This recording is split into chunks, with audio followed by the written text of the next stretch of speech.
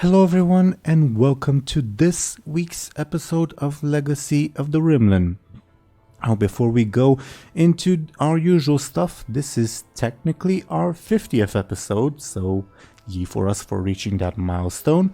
I don't really have anything planned. I didn't have anything planned for the other campaign when it reached 50 either, but still I thought I should bring up that we've reached this not small milestone, and I am very happy that all these lovely people have joined me on this adventure, including of course DoomGoblin in his latest guest appearances. So I just, before we got into the session itself, wanted to thank you all for participating and contributing as much as you have to our sessions. Ooh, thank you for being a wonderful DM. Yeah, thank you. Thank you. Yes. But now back to our, what's the word, like your usual programming, your scheduled, whatever, that expression.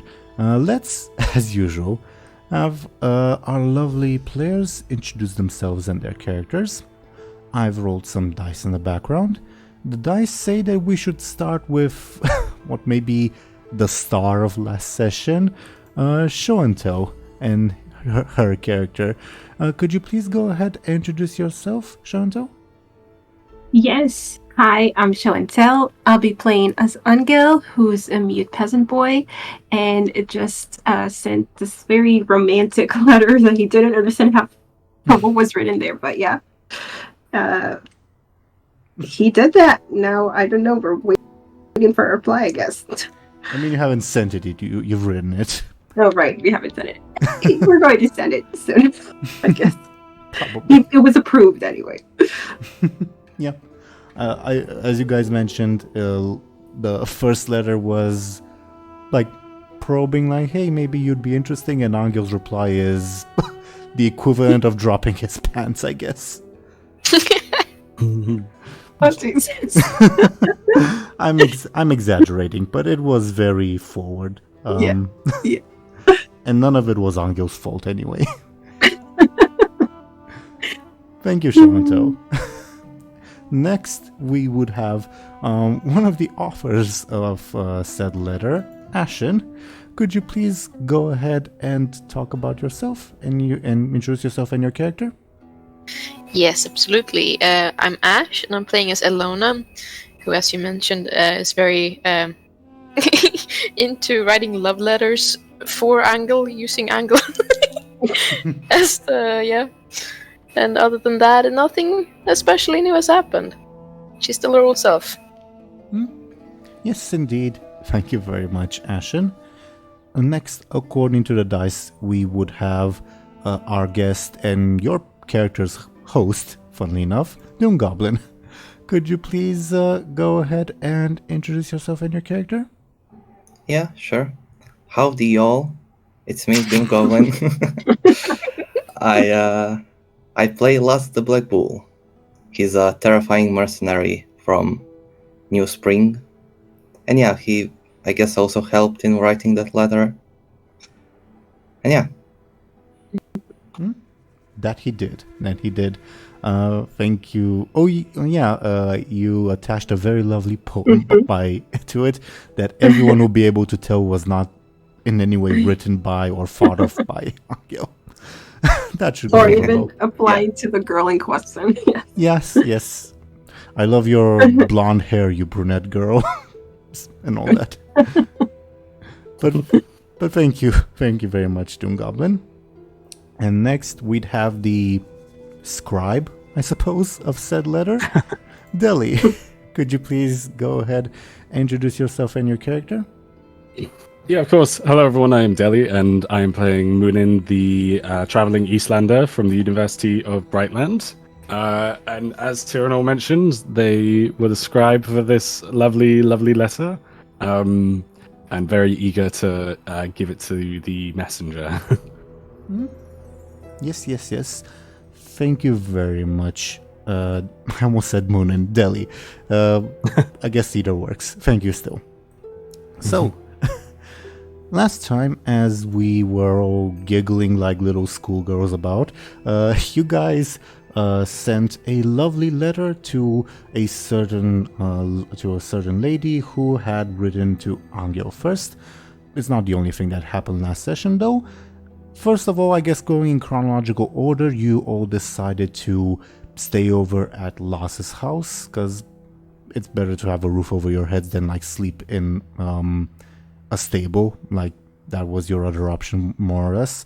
In the morning, some people came to Lass's house. A little scuffle occurred because they thought you all were robbers, because Lass was blissfully applying makeup instead of helping. Understandably so, though. And the scuffle was eventually resolved. You all are invited to visit the boyar you tried to visit when you first came into the city. Now he's officially invited you to come after today's church service, because it's Sunday, a holiday, and all that good stuff. Meanwhile, you all decided to not go to the service and instead spend the time both writing the letter and also like discussing what to do in the future. And you asked a certain chicken some questions. The chicken showed up appearing very, very sick, but after a bunch of consistent bribes, the chicken revealed oh my god, I'm brain farting. What did the chicken reveal? Oh yeah. I'm sorry, DoomGoblin.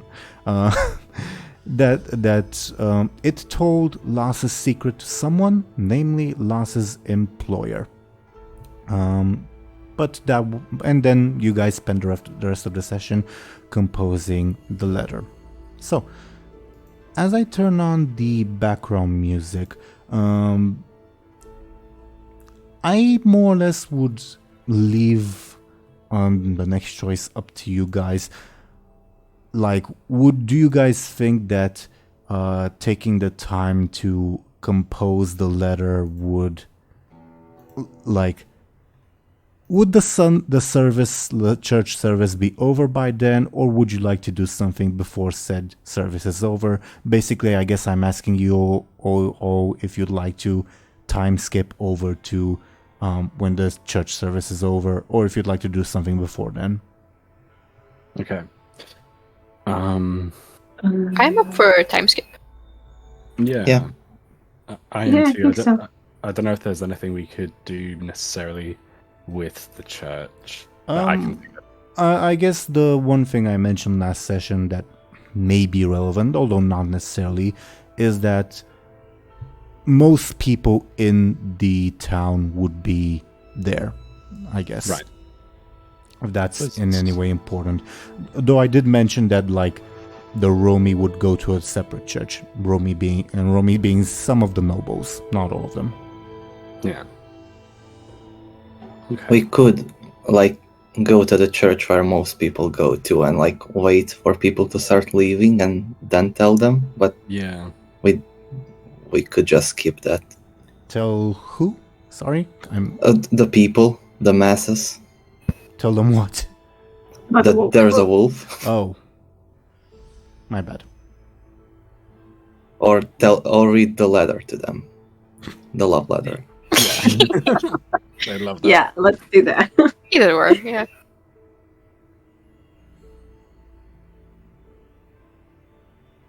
So- Choice is up to you. Yeah. Also, I do need to do a roll that I forgot to do last time, and I'll do it now. Okay. So, I'd probably vote to wait until after it's done, but it might be DoomGoblin said, it might be good to already be there, if that's possible. Those two rolls are bad news for us. Oh no.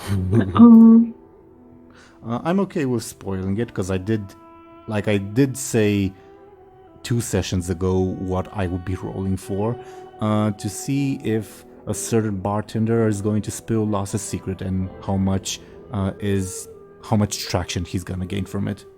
Oh no. Am I still able to use my stunt on people that don't think or that heard him think that I'm a coward? Like the one that makes them run away? We'll take it on a case-by-case basis. Alright. You'll still be able to scare children, let's say. Alright. Even if they know that you're just a big makeup-covered person, I guess. I mean, you know, they don't need to believe the guy. Well, just to be fully transparent, the one that I rolled is his careful roll. Basically, the roll was, am I cautious enough to keep the secret to myself? The roll revealed, no, I'm not cautious enough. I'm gonna spill the beans. Then I rolled his flashy to see how convincing he is. He got a roll of 3, which is slightly above average, so he's at least somewhat convincing. I guess I'll just have to be more convincing than him. Well, it's also the fact that, like, the news probably isn't gonna spread to the entire city yet, if that makes sense. You still have time, I guess. Yeah. Sorry for interrupting. All good. So yeah, are we gonna... So, wait. So we're wondering if to go after the service or... Or not go at all. Oh. Right. I think we should go. Yeah. Alright. I think it would be a good idea to... Like, we should... Yeah, I think it might be a good idea to go. Arriving at least a little late, so you might be getting some looks, but you can do that. Can you all hear me now? Yeah! Yeah. Okay. Yeah. Thank you for the DM, Deli. Like, for the past 10 seconds or so, I could hear you, but you couldn't hear me. Discord is lovely, as it usually is. Yeah, of course. Yeah. Anyway, so I guess my last we left off was, at least the last thing I heard was me asking, so do you go or do you not go, I guess? And we need to go, right? Yeah. Yeah. Okay, yeah, then feel free to depart. Yeah, you would all see, now that whole Texan thing is stuck in my head due to DoomGoblin. We were discussing English grammar, dear viewers, so you're not missing out on much. Anyway, yeah, you're heading towards the Romy or Rima church. I think the Rima, right? Because we want... Wait, do we want to warn the nobles? Do we want to warn most people? I think... Most people. Yeah, Right? the more people, the better, I suppose. Yeah, that's what I thought. Okay. So the Rima. I feel like the nobles would also be Well, less likely to believe it. Kind of half of the nobles, like half the nobles are Rima, not all of them are Romy, so... Oh, okay, so it's even better. So we'll just go there. Sure. That would be the more central church that you can see in, at the crossroads. But yeah, as you would exit Lass's house, you would see, lots of people going to said church, as well as to other smaller churches throughout the city. It is, not necessarily a thing of, have to display my faith, but Church Day is a day where the entire community gathers, for better or worse, and also, because of the plague going on, it's a time where those most desperate try to seek healing. So you would also see lots of people pretty much too sick to walk being carried in wheelbarrows or people carrying them. Yeah, it's a whole almost parade. You are not the only ones who are late, partly because a lot of people have difficulty getting there on their own, if that makes sense. Yeah, for sure. Yeah. Yeah, and as you head there, well, I guess the usual question would be, do you do or say anything on your way there? Could we? I was thinking, would we perchance run into Miku like along the way, or like? Give me a careful. Anyone who is looking for him can roll, not just Muninn. Okay. Um, Could I get +2 if I'm looking for someone? By the way. Let Just me to be check cheeky. the wording on your stunt. The wording on your stunt is analyzing someone, which isn't quite the same thing. Sorry. Okay, that's fair enough. But above board, you know Miku is a very faithful and superstitious person, so he'd likely be at the church. This is more of a question of if you can spot him in the crowd. Sure. Okay. Cool. Anghel was also looking. Yeah, Anghel, you think you spot his hat and like little ponytail. You have to like push your way through some people to get to him, though. He basically he arrived early, unlike you guys. Okay. That wasn't a diss. That was just it'll be in character for him to arrive early. Yeah. Oh, I thought we were arriving at the end of the. Okay, maybe. Well, then let's backtrack a little bit. My assumption was, basically I asked you, do you think writing the letter would take until the end of the service? The answer in the end from you guys was no. So I got the idea of, okay, it will still take you a little bit of time, so meaning you'll be a little late, but you'll still be in time for the service. However, if I misinterpreted and you'd actually like to arrive near the end of the service, that's entirely possible too. But Okay. That's what I thought we were doing. I That thought I'm it not was sure them now. too. Yeah. okay, then we need to backtrack a little bit. Rewind. As you, because some things will happen in the meantime, if that makes sense. Yeah. So backtracking, as you exit the house, you don't see this like almost parade of sickly and elderly people making their way to the church. Rather, you would see a plume of smoke coming from the town center. The fuck? Sounds Oh my god. so like a plume of smoke. We see it from where? Like Where the church are would we? be. Where the church would be. That's where we see it from. Shit. What? Is it? It's burnt? And now you should notice the thing I was asking you if you noticed before. Oh, Oh, you changed it now. I mean, I saw it. Like, you mean it was covered up or something? Yeah, I covered it up with the old map. Yeah. Oh, I see. Oh, my gosh. cool. Okay. Can we see from here, like, what is causing the smoke and obviously fire? Yes, but like, why is there fire everywhere? I would ask you to give me a careful, and this time your stunt would apply, Muninn, Okay, cool. because this is definitely an analysis thing. Oh, damn. With that roll,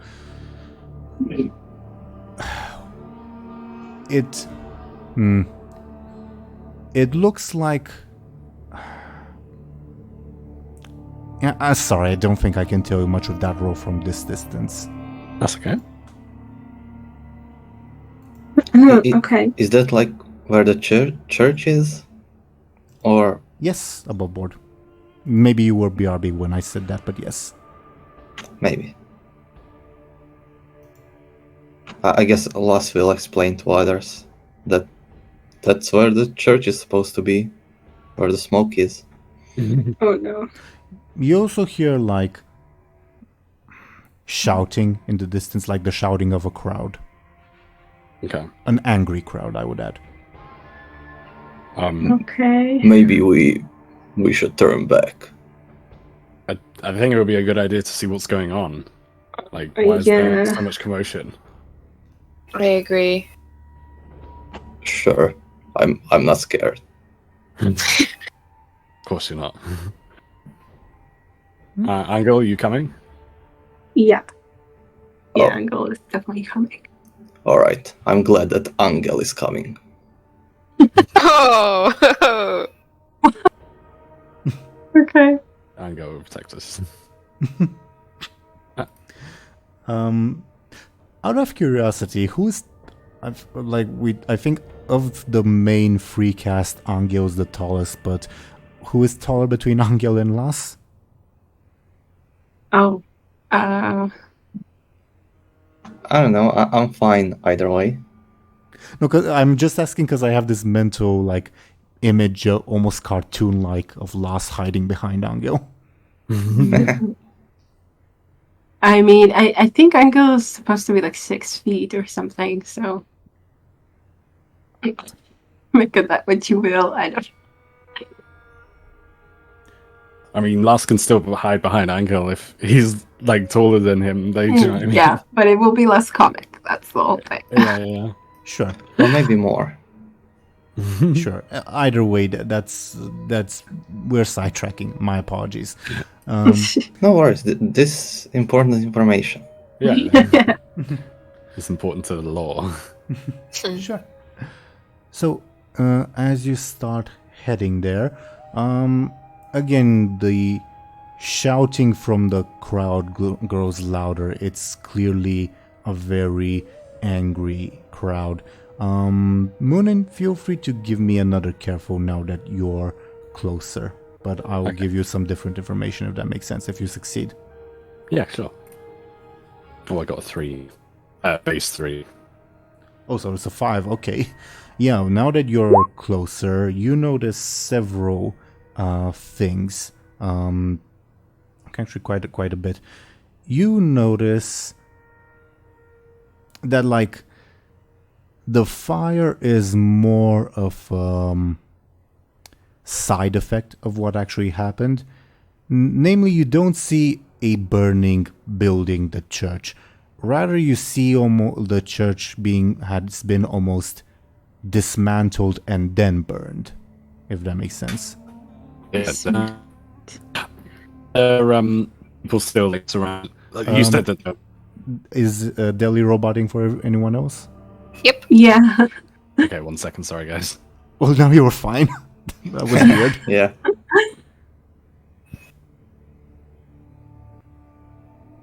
Beep boop. Beep boop beep. I don't know binary. That's ironic. I think I know what's up. And it is my fault. We're hearing you fine. I don't know. Oh, okay. Go ahead. I was gonna say is Also, I'm not done with providing information, but if you'd like to ask a question or say something, do let me know. Okay. I was gonna ask, is there people around the wreckage? Oh yeah, definitely the crowd. A very large crowd of people. You're still roboting again, so I guess while you fix that, I'm sorry. Will you be able to hear me talk while you fix it? Yes. Okay. Then I guess the second thing you will notice is, say when you're in a forest and you find a clearing and it's daytime and it looks like almost as if the sun is shining particularly bright on that one spot in the clearing.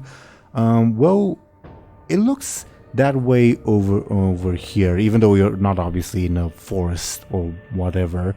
But it looks almost like the sun is shining particularly on where the church used to be. And okay. Again, the other piece of information is you hear the crowd is still yelling and seems very, very angry, and they seem to be shouting threats of violence. Mm-hmm. Oh no. Is there anyone close we can ask? Just what happened? Give me a careful. Just Illona. 1 second.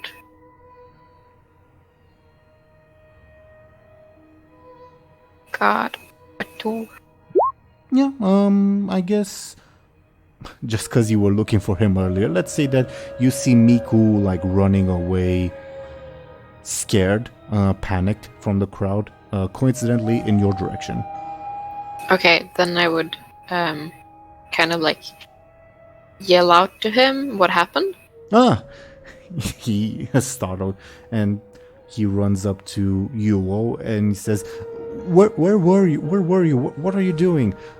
You should probably get away. What happened? It's you know that legend about the woman sealed in the church? No? But where do I? You definitely wouldn't. Anghel can roll me a clever. Or careful. We'll try, but there's really... What about loss? A last two, actually. You said clever? Or careful, up to you. Oh! Well, too late. Did last roll because it's not showing up on my end. 1. I rolled a 1. Okay, weird that it took that long for it to show up. With that roll, Anghel, you have no idea. To last, maybe it sounds a little familiar, but anyway, Miku would say, well, anyway, during the service, everyone started hearing this voice of Anna who was sealed in the walls, you know, and she started calling for help, and she started saying of how the priest was, of all the vile things the priest had done, so the crowd, they turned violent, and at first they wanted to rescue her, but then they just pulled down the entire building, and now they're tearing the priest to pieces. Oh, Jesus. Oh, wow. Okay. Wow. Holy shit. We should probably do something. I was just about to say, like, this feels none of my business. You should probably stay away. Just before the service, a rider came from the south. It said that 3 foreigners, a creepy foreign woman who blended with the shadows, a dark-clad foreign person who survived a hail of bullets, and a local one-eyed imposing boy. He looks at each of one of you in particular. That they kill. Well, that thing I talked about yesterday. Apparently, a horseman from the Boyar came with a wanted notice, and the crowd might be looking for you too. We're wanted now. Jesus. Well, definitely sounds like we should get out of here.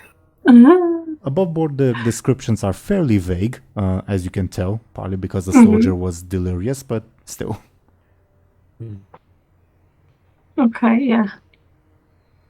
But, I mean, the 3 of us together might, and especially if the crowd is friends, it makes sense that they would jump to conclusions. That may not be totally off either. Muninn? Yes. Oh no, you're roboting again. At least you're roboting a little worse, I think, because I now, before at least I understood what you were saying. Well, let us know when you're back, I guess. You guys carry on. I wanted to tell Muninn something. Okay. So, what are we doing? Well, we wanted to tell the people about the wolf. And since they're pretty frantic already, maybe it's either a very good time or a very bad time. To just like add fuel to the fire there. Okay. Apparently Dely can hear us. It's I hesitate still because Muninn might want to reply, but anyway, I'll just go through with it. Muninn, you would hear the familiar voice of Akesius in your mind, saying, "I told you I had something in mind for today. Do me a favor, child, and do not intervene. Okay.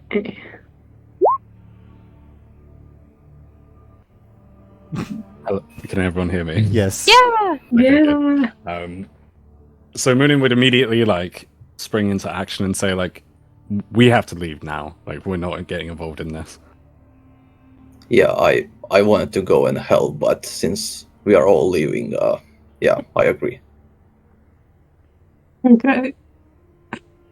Illona like gives a look like, yeah, sure. I guess Anghel would also be in favor of leaving unless something else, like unless he, I don't know. Like I'm wondering if you would feel any kind of compulsion. I don't know what to call it, but yes, Anghel would get like a thought at the back of his mind that maybe he should help, but I think when he hears Miku saying that they're tearing the priest like limb from limb, I think it's like easy to assume that by the time that Anghel would get there, it would be too late. So I don't think Anghel necessarily gets that compulsion. okay. Nice. So we're leaving. At most, I think there might be a voice in that thought that pops up that says, well, these people can't be allowed to rampage just randomly, but just a thought.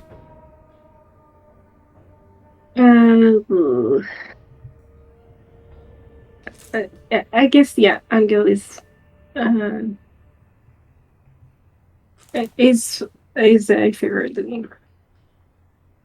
In favor of leaving, you said? Of leaving, yeah, sorry. Okay. Then, by the way, Miku is still there more or less until you guys dismiss him, I guess. If that makes sense. Like, until you, like, if you've exhausted your questions from him, he would continue running away. So do you have Then we any more? should give him the letter before, right? I guess. Who has the letter? You haven't decided that, but any one of you can. Okay. So whoever it is, I guess Yeah. they can deliver it. I think it would make sense for this. Sorry to confirm, this is Angel's love letter, isn't it?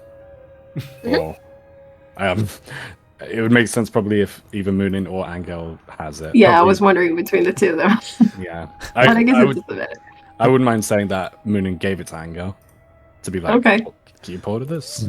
I find it kind of funny, like you asking, oh, which letter? Like, oh yeah, we're gonna give this like peasant boy the like top secret correspondence between two nobles that Illona has. Anyway, yeah, Anghel has the letter apparently. Okay, so just before we all run in different directions, he hands Miku the letter. Oh. Like really fast. Oh, what's this? Is this Anghel for? kind of flaps it in his face. Oh, he'd take it. Mostly out of instinct. But he says, is this for who I think it is? Yes. Sure.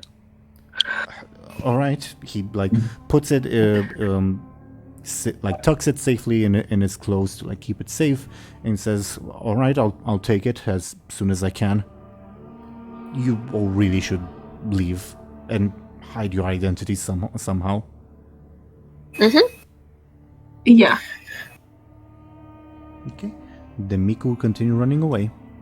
Maybe you should all come up with some fake names to hide your identities. Were there names involved in the one like?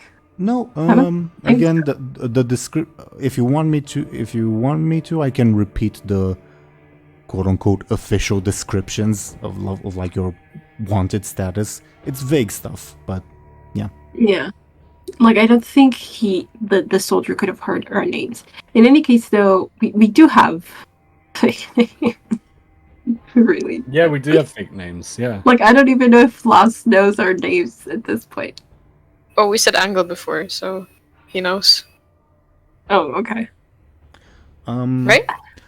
Las knows the names of the 3 people he has been assigned to Right. find. Right. But And not he hasn't yet made the connection, or has he? I'm not sure. That's entirely up to point. DoomGoblin. I think I would say he has. He just doesn't care Okay, great. because I guess they're helping him, and that's more important than his job. Awesome. Also, the guy that hired him wants to kill him, so makes sense. Yeah.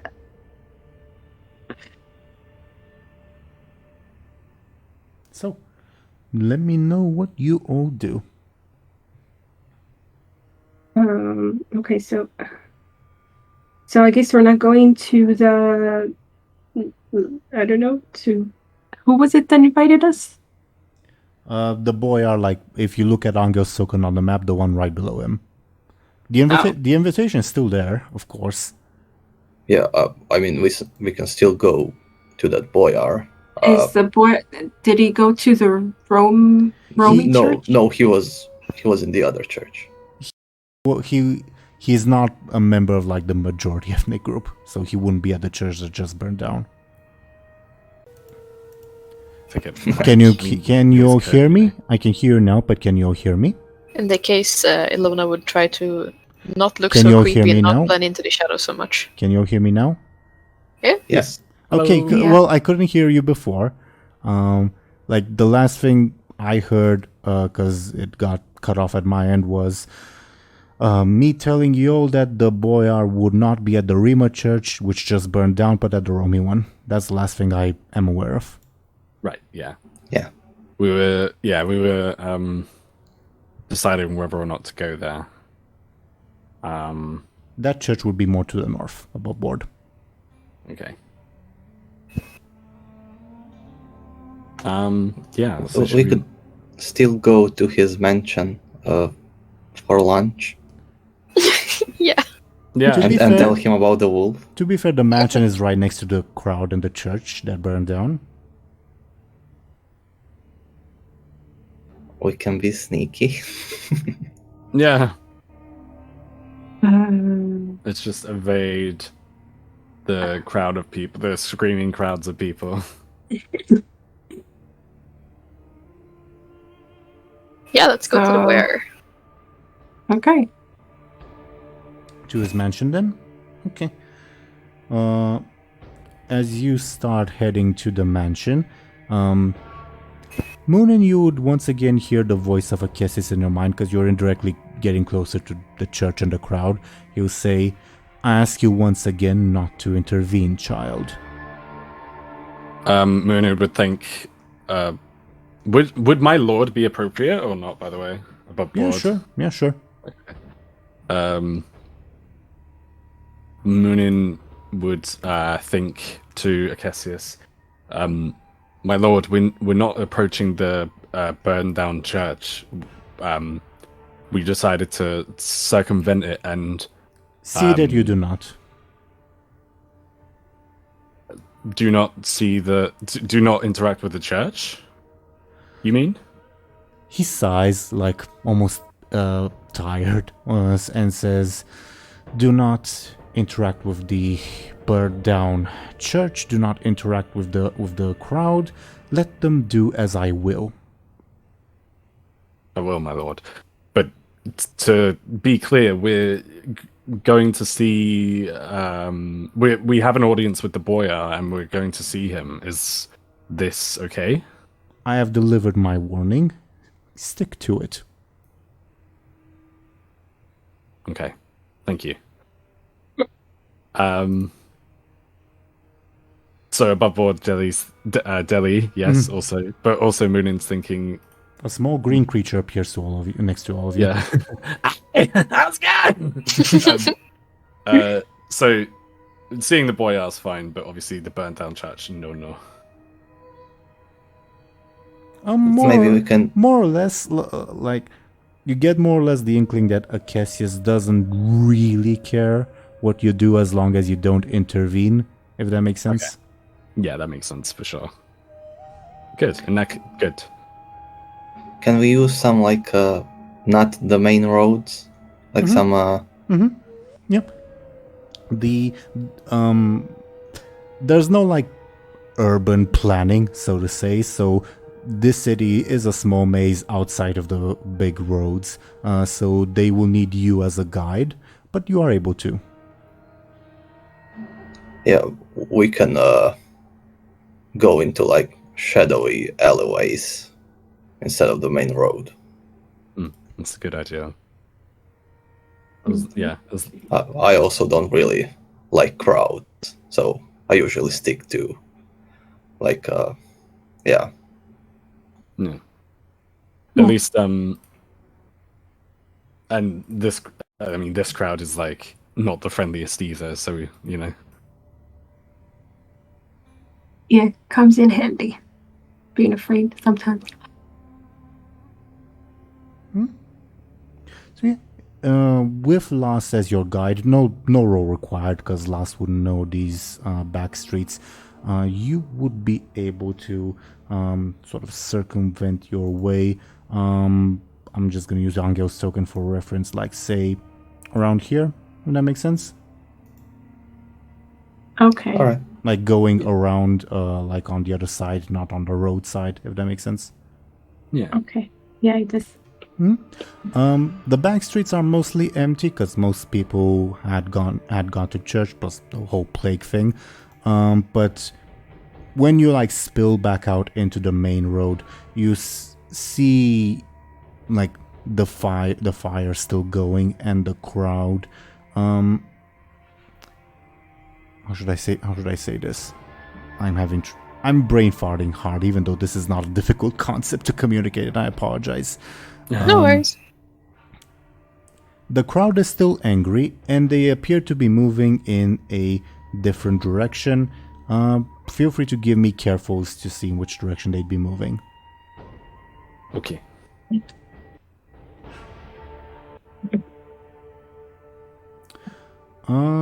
Looks to be to the north. Last would know that that's the direction of the Romy church, where like the Romy nobility would have gone, and whatever. Like, Oh, they're going to burn it down too.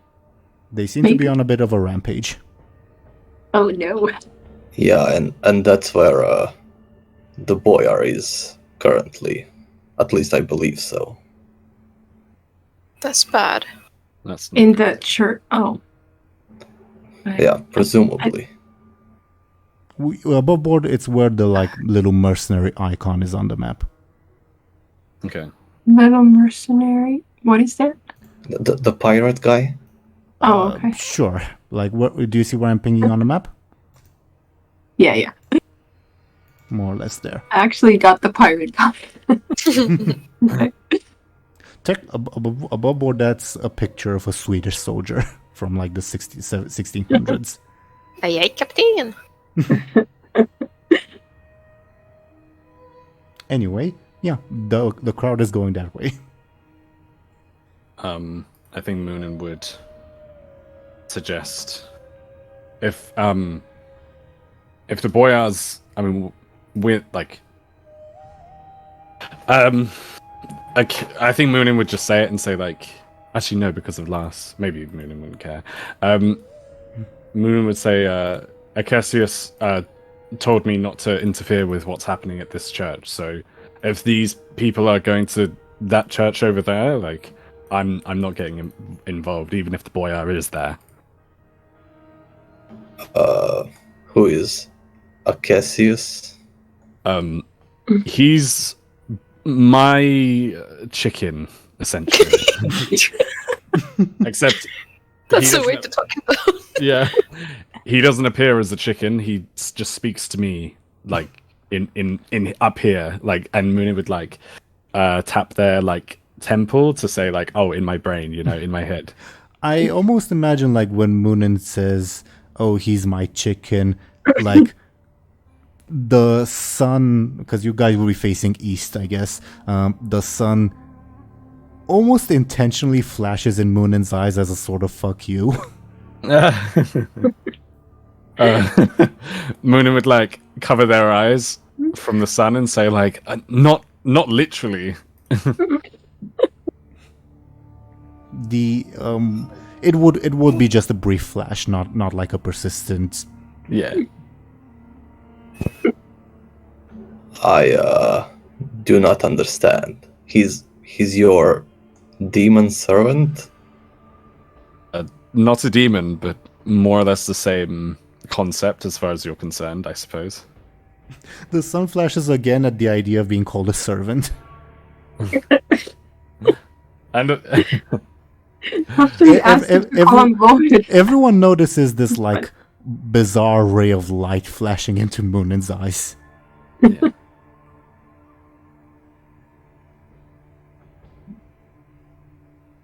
But then Muninn would reiterate and say like, I mean, I'm not getting involved, and I don't think you should too. Like regarding everyone, not like Muninn saying you as in like everyone. Y'all should too. Yeah. Illona like briefly considers. She's like, yeah, I don't want to get involved either. Not at this time. Mm-hmm. I guess. But, I mean, people could get hurt. Oh shit. That's not good. People have got. They're going to kill another priest, I guess.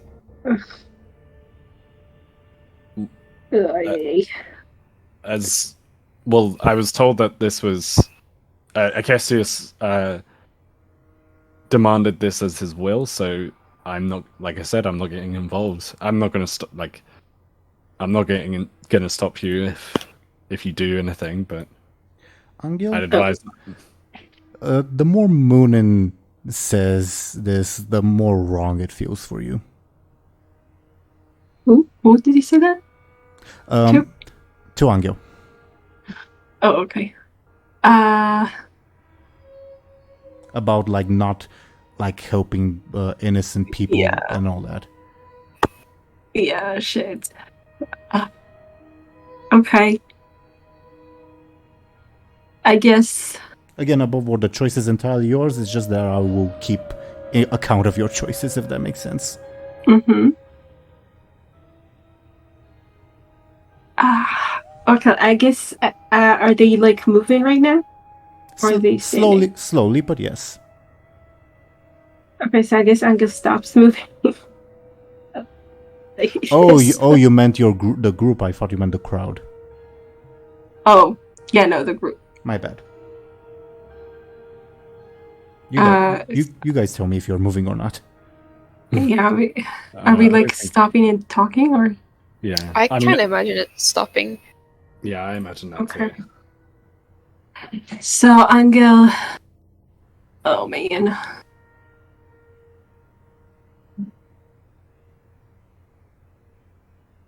I guess he kind of gestures like, "Have to help." Oh god. Anghel, I mean, we're not. How can I word this? Anghel, I appreciate you want to help these people, but we're not. Even if Acestius didn't like mind either way, we're only a small group of people against a whole like village. Village. Oh This is a city. Oh, right. Of course, yeah. That's a good point. I remember I made the same mistake last time, and it fit. And it fit last time too. But yeah.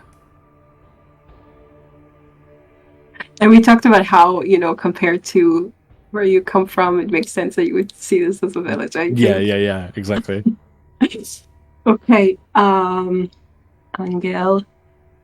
I don't know how hard he's gonna push this. Damn it! Like, what is he gonna do?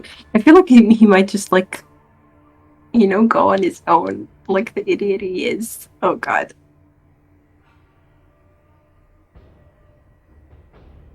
I guess he just says you don't have to come or something. Anghel, going alone, going as a group would be hard enough, but going alone? I mean, I know you've slain basilisks and everything, but your confidence can only take you so far. And to be fair, you guys did most of the work. I was just the one taking the credit. Oh god. Yeah, how much of an idiot is he? Just for above board information, the thought would still persist at the back of his mind, but of course, Show&Tell, the choice is entirely yours. Yeah. I'm wondering, what does Illona think of this and Lars as well? I think she's kind of like, she believes in Anghel. It's kind of like, damn, he actually want to go for this all alone? Okay, you do you. Illona probably gets flashbacks from like witch trials going on in her country, and like imagining herself going against a crowd of people out for a witch's blood is weird. I mean, it kind of reminds me of that, the guy we helped at the very beginning. Did we help him after? I don't remember how it went exactly, but he was our employer, I think. To be the cartographer. Yeah, the cartographer. Cartographer. To be fair, much of the crowd was like dispersed when the horsemen came, and also like you guys still saved him, but from like a smaller group of bandits, not from the overall crowd. If that makes sense. Mm-hmm. Yeah, okay. I didn't remember exactly how it went. I just remember that we did something. Similar thing, different scale. Yeah, for sure. Okay, so Anghel, I guess he gestures just to look or something. See if I can do anything. Best of luck to you. Anghel, we're not gonna... Whether we look or not is not gonna make a difference. Like, above board, Anghel could look if you wanted to, but like Muninn would say, like, whether we like, sometimes ignorance is bliss, Anghel. Fair points. They also say that evil thrives when good men refuse to act. True. Is Alas actually saying that? Yeah. Well, that's yeah. I think that bolsters Anghel to say into just, I guess. Yeah. I think Muninn would say, like, there is no true good or evil. There is only the will of men. But then they would like, they would scoff and just say, like, it's up to you two, but don't get yourselves killed if you like you two meaning Anghel and Lass, because it seems like Lass wants to, like, judging by what he said, even if it's not true, wants to get involved. But Muninn would say, like, you two do what you will. I'm not getting involved in this. Okay. Then I guess Anghel starts walking away in the direction of the church. Where is it? Do you see your token on the map? Oh wait, did we say? Oh, where the mercer? Was that what we were talking about? I don't remember anymore. Let's recap briefly. So you guys are where Angel's token is on the map. Yeah. The burned church is where the burned church is, and the crowd is heading to where, like, the mercenary icon would be. You're right. That's what we were talking about before. Yeah, sorry. I forgot what the question was. Okay. No worries. Okay, so Angel's heading in that direction, or starting to anyway. Above board, like, would Anghel be trying to, like, basically, what's Angel's plan? Like, going on along the same route as the crowd, sort of getting at the behind of the crowd, or are you trying to cut them off at one point? Like, what would be the strategy, so to say? I guess he kind of follows the crowd, but a little bit. Oh, sorry, Separated I from hit it? the microphone. Sorry. Oh, I didn't hear anything. Okay.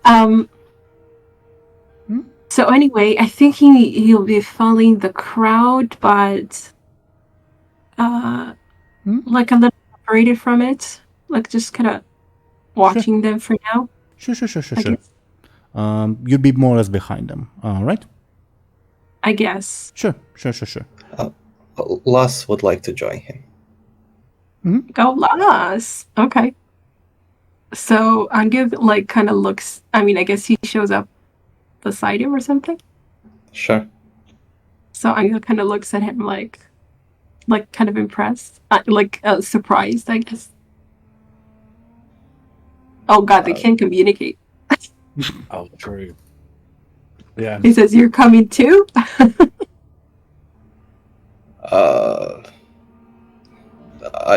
I can't understand you, but I have no idea Anghel what just that is. shrugs and kind of pats him on the shoulder. Not pats, kind of thumps him on the shoulder. What would Illona and Muninn be doing in the meanwhile? I think Muninn would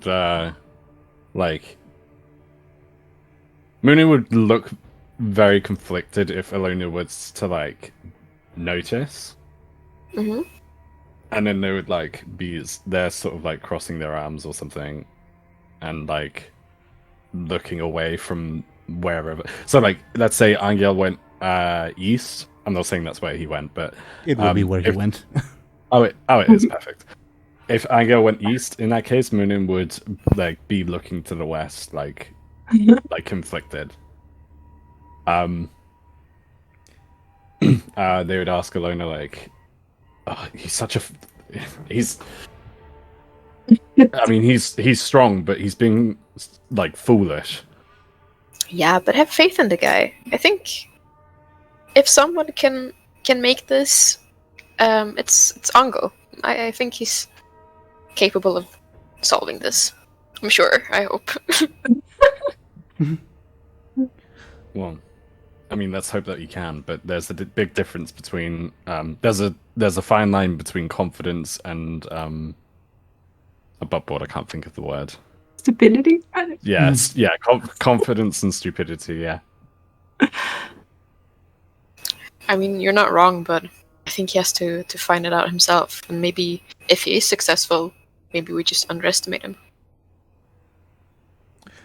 If Anghel could hear you, you would be very touched, Illona. Unfortunately. That was quite touching, to be fair. Yeah, I forget. Muninn would like frown and say like, "I forget that he's just a boy." I mean, they all got to find out sometime. It's funny to me because Muninn sounds so old sometimes when he says that, and then I'm like, oh, he's only like 5 years old or something. Yeah. Their ways beyond their years. They're an old soul. Deli, may I get a careful from Muninn? Your stunt would apply. Awesome. Okay. I got a nat. Holy shit, okay. Yeah, as you look to the west, funnily enough, above board, this is more of a coincidence rather than me actually planning it out, but coincidence nevertheless. You would hear a large wolf howl from No. the west. No way. Oh no. And- Can I see? And because of your stunt, because you got a very good roll plus your stunt, you would probably see like the big wolf pretty much like moving from sort of one side of the forest to the other, probably like while they are sort of crossing the road over here, if that makes sense. That does make sense. So we're standing here, aren't we? You are where Anghel's token is. Yeah. Okay. So you're not near the exit of the city quite yet, but because you got a very good roll, you do see the wolf is over Yeah. there. And And this it's quite- this is again complete coincidence. My plan was, okay, that's where the wolf's gonna be at this time. You just so happened to spot it. That's so cool. Is it quite far away? Sorry, just to confirm, or like... Yeah, by the time you would get there, unless it decided to stay there for whatever reason, it would be away. Okay. Muninn would almost like jump like out of fear, and they would like turn to Illona and like, look over there. Can you see? Can Illona see? Give me a careful with Muninn assisting you. 1. You think you heard a sound maybe, but there's lots of sounds going on. So What is it? I can't really see it. There's the wolf. It's over there. Oh It's- no. We have to warn. We have to warn Anghel and Lars. There's no time. Yeah, let's do it. What I are we think- do with the wolf? Like we just. to be fair, How would we- to be fair, the wolf is like in the opposite direction of Anghel and Lars. Like Illona and Muninn, you're closer. If that makes sense. And Yeah. the Is wolf- it coming our way? No, not currently. It's just circling, maybe. I don't know what it's doing. But anyway, I guess he said that you can help because right now he's busy with something else, right? So we just decided to wait with it or something. Are you I don't referring to Acacius? Yeah. Yeah. What did they say? Yeah. Well, I don't think you said Acacius. That's why I'm wondering. But yeah, last session Acacius did say, "Yeah, I can't help you with poisons because I'm busy with something else." You can guess what that something else is. Yeah, yeah. we pretty much got it. Could But the thing is, we don't have a plan for the wolf at the moment. Like we don't know what to do with it. Okay. I could ask it. I could potentially ask Acacius again, and then we could still go through the plan. So, like, if it's alright with everyone, so like, Illona, if you wanted to, you could go warn Anghel and Lars while Muninn like asks Acacius and keeps an eye on the wolf. Sure, yeah. In that case, Muninn would say like go quick, you're faster than me. Go warn Anghel and Lars. I'll ask Acacius for help again. Illona is already running. Sure. Muninn, can I get a quick from you to see if you'd be able to like keep pace with the wolf more or less? Yeah. Obviously, it's far. It's far. Well, okay. It was far away anyway. But now you probably like it will be even farther away.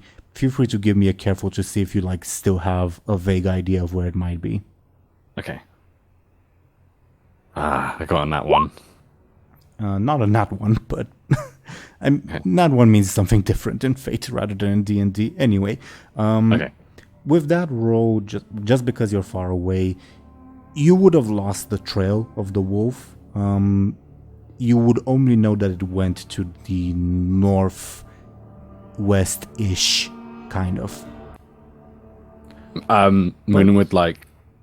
Sorry. When you would like reach the exit of the town, sort of like, I'm gonna drag your token, sort of like where these fields are-ish, you would see some dead farmhands. I think Muninn would like look around, and like clench their teeth and be like, "Damn it!" Like as they've lost, the trail. Can I get a clever from you? Yes. Oh, a 6. Nice. These are again dead farmhands, but why weren't they at church? Oh, they probably were killed before service started, so the wolf was here before. Oh wow. Damn. I think Muninn would like ask Acacius like, my lord, was this the wolf? Later, the wolf is, I said child. but the wolf, respectfully, Child, I am busy. Later. Acestius, we won't survive if this wolf kills my friends and I. And fighting it alone would not. Fighting it alone will be next to impossible. You must understand. Give me a flashy. A 1. Once again, you feel like a ray of sunlight almost directed at you. This time not to blind you, but like almost to burn your skin. Give you a light sunburn. Yeah. Oh no. Not a sunburn. Yeah. Oh no. We would like very frustratingly like bite their tongue in that case, and they would like seethe in pain a little bit. Later, child. Tomorrow. Tomorrow. Like Muninn would like think tomorrow, like, but they won't like think it to like. Does that make sense? Like they'll think it to themselves. Hmm? And then they would just like run back to. They would probably run to the east to like Illona to like try and catch up with Illona. Meanwhile, let's check up on Anghel and Las first, and then have Illona join them. All right, everyone? Okay. So Anghel and Las, as you make your way in the wake of the crowd, you'd pass by the Boyar's estate, where you would see like his guards are like on high alert. Like the moment you guys come near, they like ready their weapons. Like don't you dare come near. Like they were clearly very spooked by the crowd. I'm guessing you don't approach the guards, or do you? I would like to. Okay, then the same guard captain who told you to sawed off yesterday would say, "Step back." Your lord is at his church now, right? What's that any business of yours? There's a crowd going there. They're going to burn it like their own. I'm gonna roll the like guard captain's careful or forceful, which are the same stats, to see if he's brave enough to take action.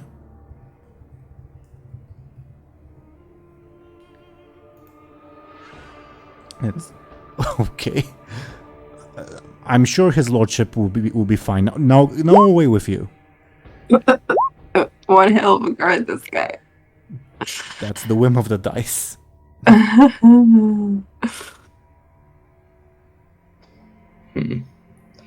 Alright, Las will leave, I guess. Sure. And as you come by the church, you again, as I said to Dely earlier, but now that you're up close, you will see that it was basically like torn apart manually with like improvised weapons, so to say. Like they took wooden beams and tore them down manually, then used them to tear down the rest of the church. The fire was more so an accident. It spread to the nearby houses above board, which are burning at the moment. But that's, I guess, a hazard that the people aren't really much caring about. If you were to pay enough attention, you would see like a particularly bloody spot where the body of the priest would be, torn to shreds.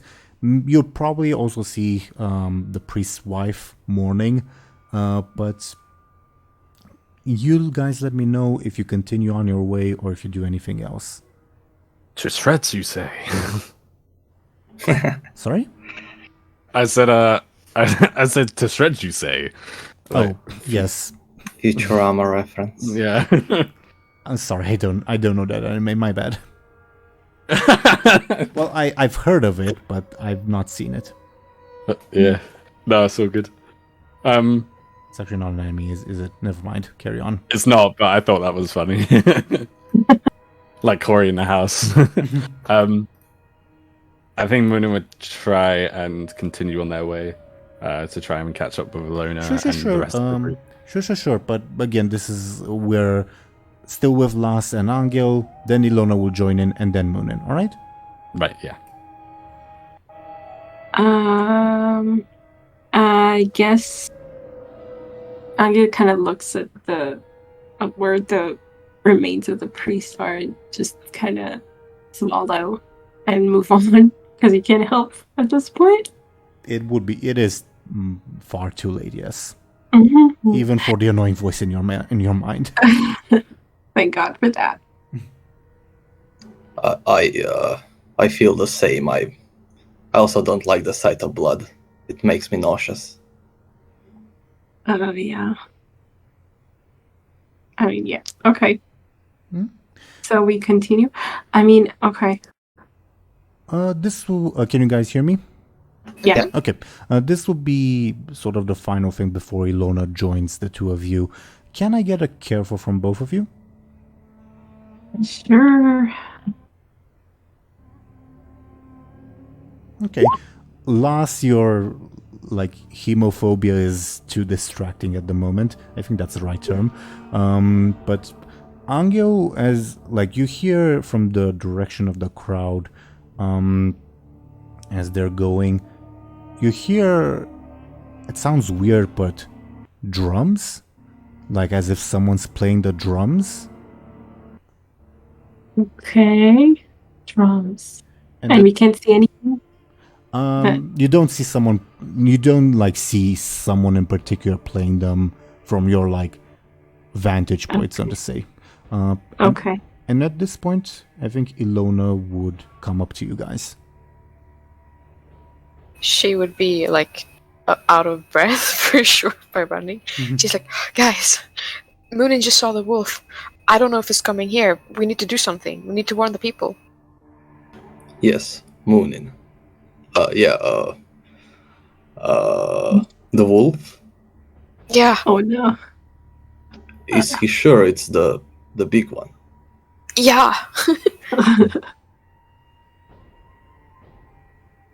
I couldn't see it myself, but he has very keen eyesight. Oh God. I think they have an aspect for that, yeah. Yeah. I'm joking.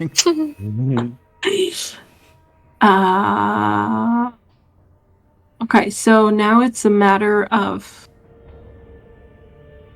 Okay. So Anghel says, how we gonna warn the people?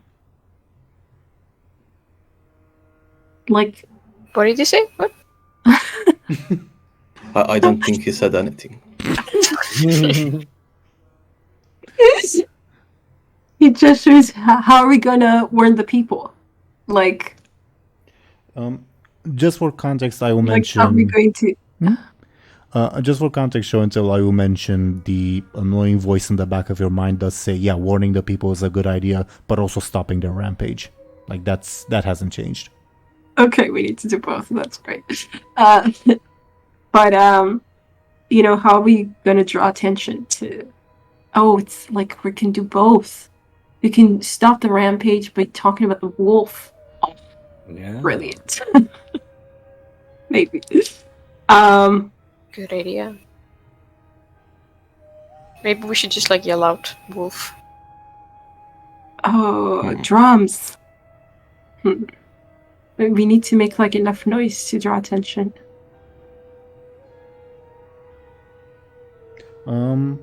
When does Anghel quote unquote say drums? Possibly. Yeah, I think because he kind of thought it. Sure. Then Illona and Lars, can I get careful from you to see if you also know this? 0. 3. Hemophobia too strong, Lars. Sorry. Yeah, Illona, you also, when Anghel mentions drums, you also hear a drummer in the crowd. With that, I guess no more information. You also hear the drummer.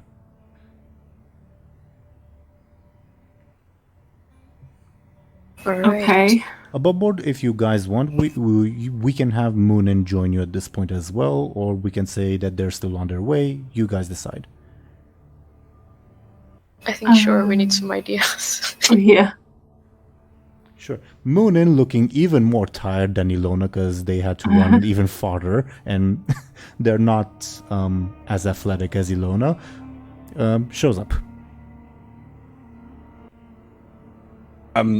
As they show up, they're like panting, like wiping sweat off their brow. They go, "Oh, I tried to get to you as fast as I could. What's happening?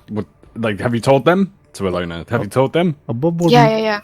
to everyone, Muninn looks sunburnt. Oh, Did you no. get a tan? Long story. Can the wolf breathe fire as well? No, That's horrifying. That would be the least of our troubles. But it was What?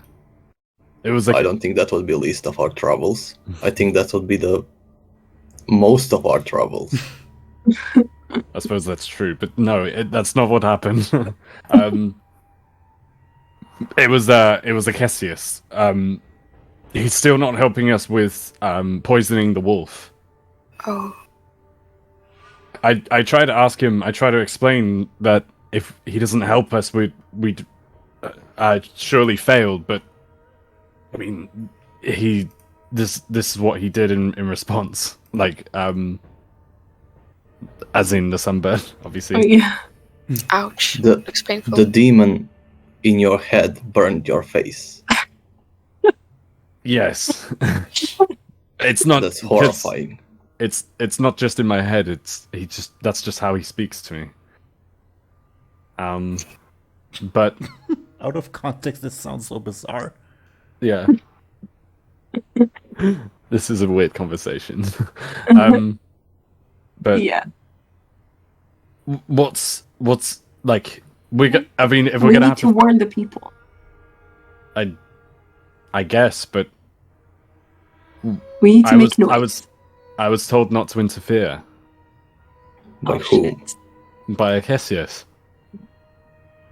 Ah, okay. I mean, Uh, is your demon going to attack us? Not to my knowledge, Cassius. don't ask. Give me a flashy Muninn. But Unless we know the better. But I would say, yeah, show and tell. In like the intrusive thought at the back of your mind is, screw what Acacius thinks. You need to help. Yeah. Of course. Good.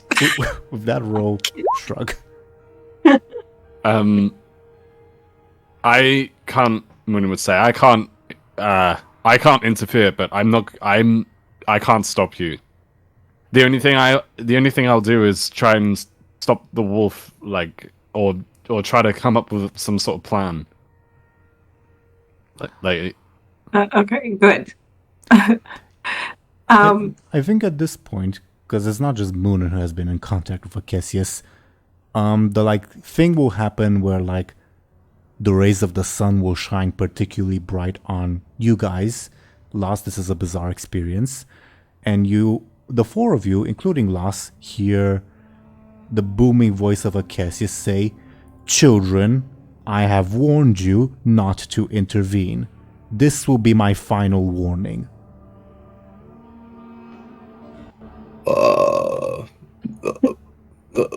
But the Did you people- guys hear that? that's Cassius. I feel like Anghel maybe is just staring at the sky. I don't know. Like, I think he talked to gods before, right? Anghel has talked to Acacius before, yes. Okay, you can definitely understand it. The warning applies to everyone, not just to Muninn. It is none of your business. Leave well enough alone. Why? No reply. Oh, this is so annoying. Oh my god. I mean, he does treat you like as he calls you children, yeah. Yeah.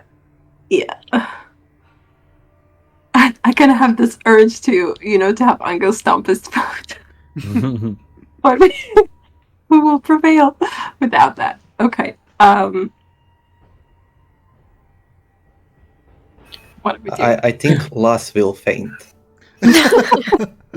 An understandable reaction. Oh shit. I think Illona throws her hands up into the air out of like frustration. She's like, "Fine, I don't want to get involved in this anymore. I don't want to be on the bad side with the gods." And then she would be like, "Oh, what happened to Lars?"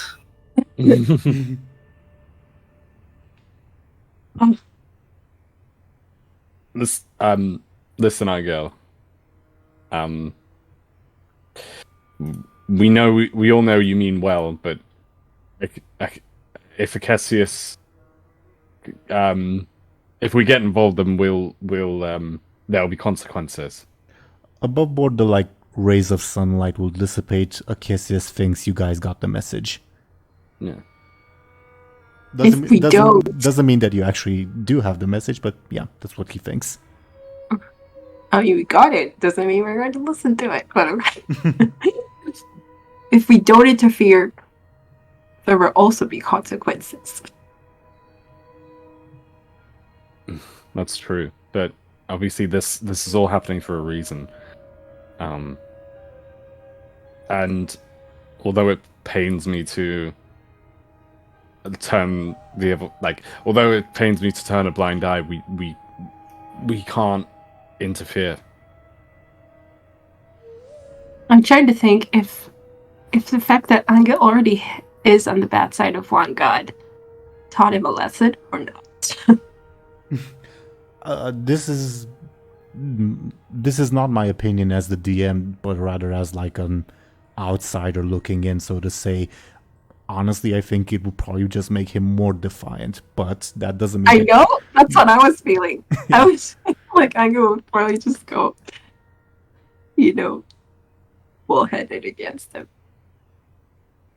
Okay. I can't wait for this campaign to turn into God of War.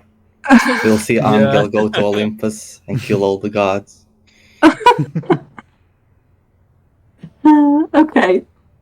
Okay. So, Anghel kind of nods at Muninn to show him that he understands.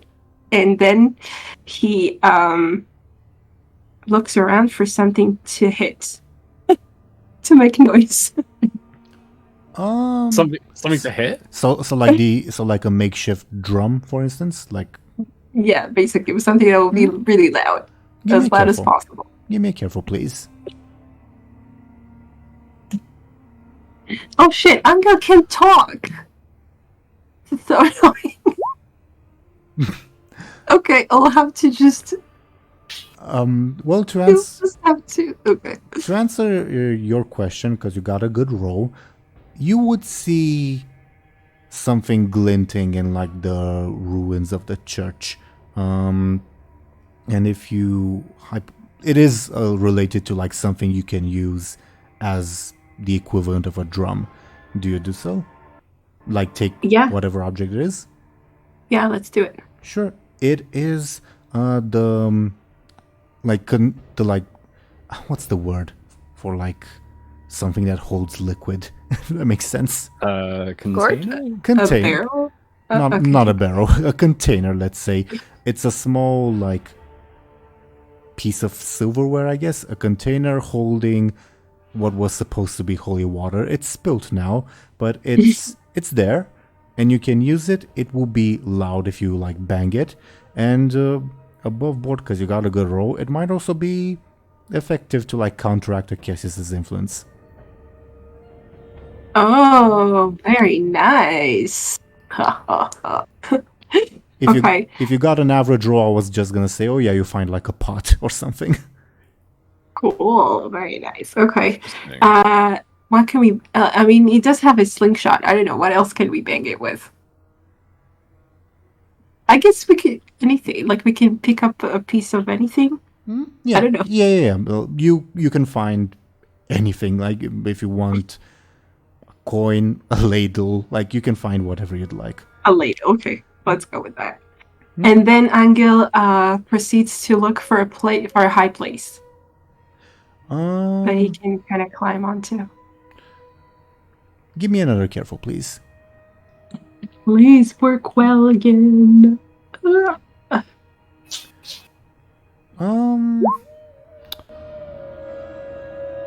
probably near. You see that like the marketplace is at like a bit of an elevation. So if you like go there, it's above board where Miku's icons is on the map.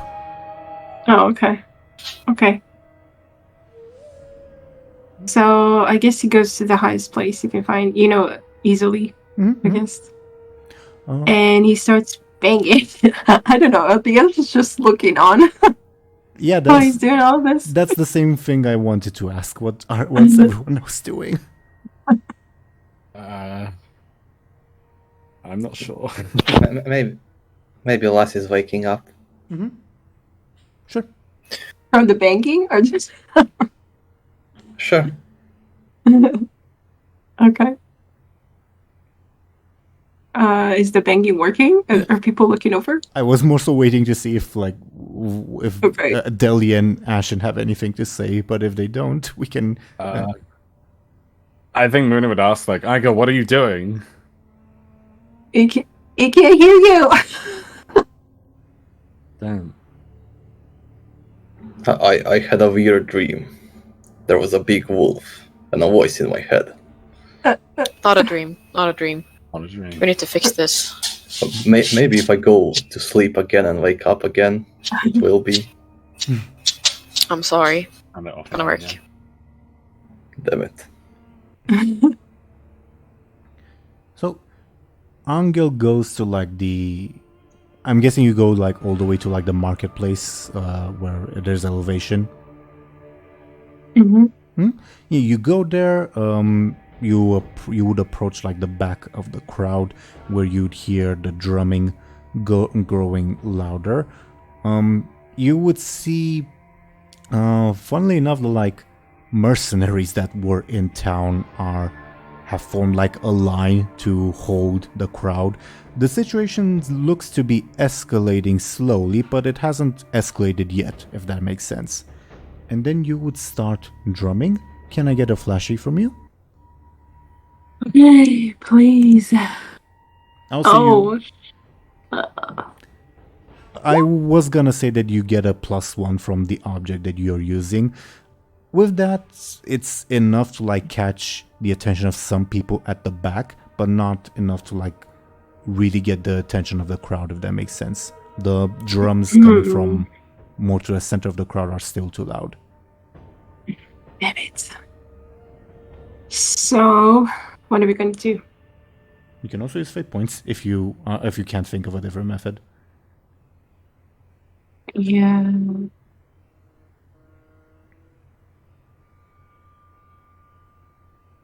We'll throw in the pot at the whatever it is on the fire. I don't know. It would just be once. I don't know if that It would catch the attention of one person that you're throwing at, sure, but not much else. No, on the ground, not on people. That banging it is louder. Okay. Okay, so I guess so I'll use a fate point. Oh wait, I need to Choose an aspect, yes. Well,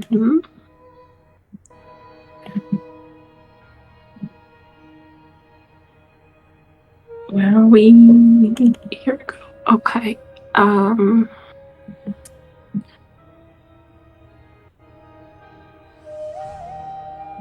Just a sec, it's loading. No worries, no worries.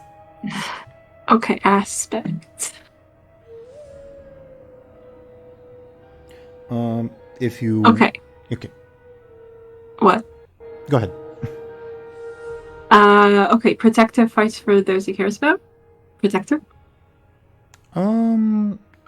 Sure, the answer is not no, but could you please explain how that would help you in this situation? Oh, that he wants to really protect, the people that he wants to protect. Like, he wants to protect the people, so it makes him extra. Fair enough. You improve your roll by 2, and because you bang so loudly and like you're using an object that's like made out of metal, it looks golden, and it does look like a holy object. It's a bizarre enough sight, I guess, but also catching enough that the crowd you momentarily like, how should I say this? You make bigger noise, I guess, than the drums, and much of the crowd like turns to you like, what's that about? Like, you have their attention for the moment. Okay, now what? I kind of had it in my head that he would try to imitate a wolf. I don't know if that will go over well.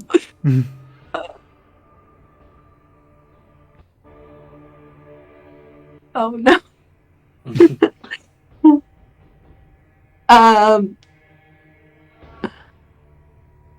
I get. Is this the first time Anghel has felt stage fright? I guess so. And he can't even talk. Okay. I will say, can I get a flashy from you for a different reason? Why? Can you all hear me now? Wait, should we tell him? Like, can you all hear me I don't now? know if- Can you all hear me now? Yeah. Okay, why Yeah. does Discord die at the most annoying moments? Okay,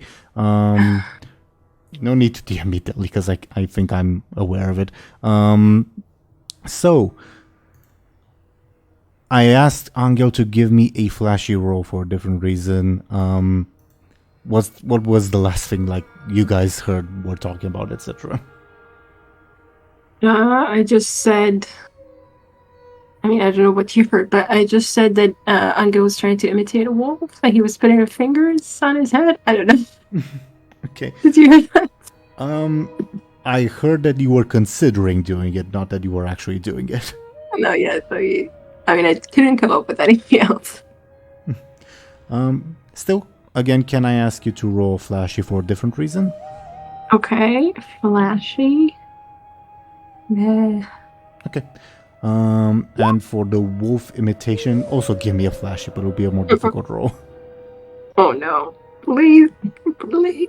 Oh my God! What the hell? I could.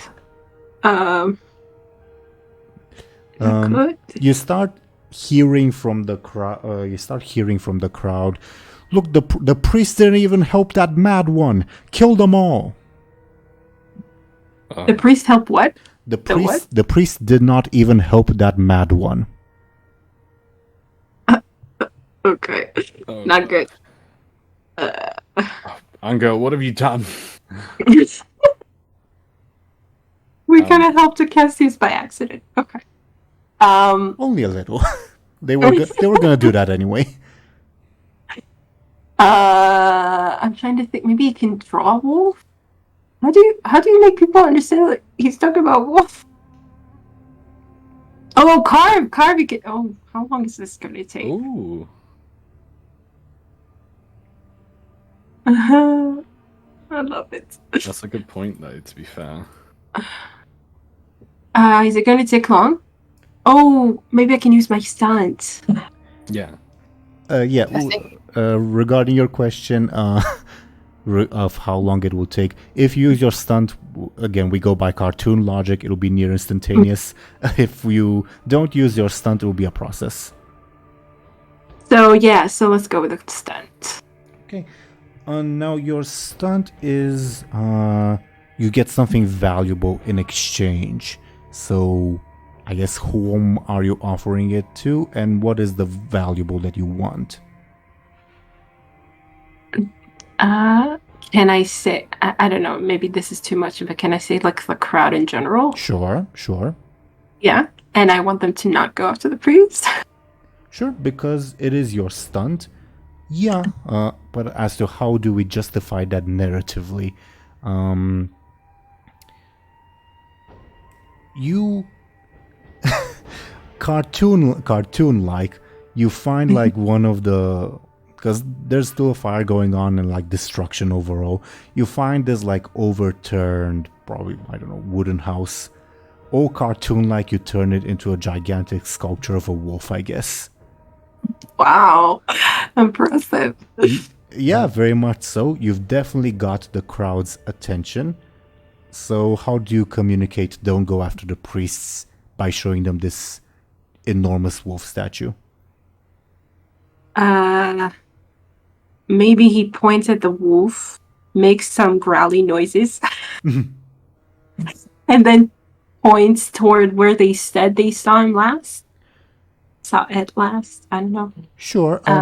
Mind your stunt was don't go after the priest. It wasn't believe there's a wolf. Right. They don't need to. They just need to be distracted, I guess. Sure. Maybe believe there's a wolf would have worked better, but I didn't think of that. Mm-hmm.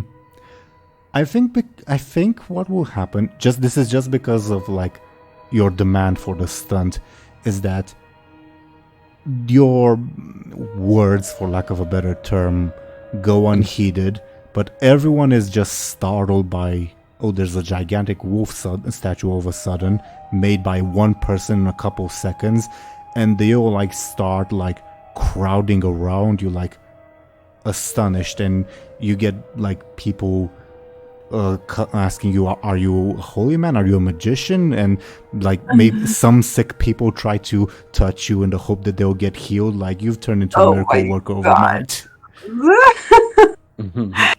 Anghel is trying to fend them off while still with the other hand trying to point on pretty helplessly, but yeah. Good news is you've turned the crowd non-violent. Yay! Now he's going to get sick and die. That's great. But no. because Akesius did warn you there will be consequences, Mm-hmm. you hear a very, very loud drum beat, like one big slam, so to say. And it's loud enough that it scares the crowd momentarily, revealing two figures that I will put on screen in a moment. That look very, very angry at Anghel. Just give me a second to find them. Okay, who? He? Huh? What's happening? They look human. They look human. It's just that their clothing is odd. First is the drummer, and second is this one. Let me just remove the lady. Let me know if you can see them. Yeah. The drummer, okay. And the other guy is what? He seems to be holding a large spear. Oh, okay. He's like a soldier or just... They are not dressed to the weather, so to say. They don't wear Rima clothes. In fact, they wear clothes you've never seen in your life before. Actually, maybe you've seen them on like the walls of churches depicting ancient people at most. But they look very, very angry at you. Okay. And what do they do besides looking angry?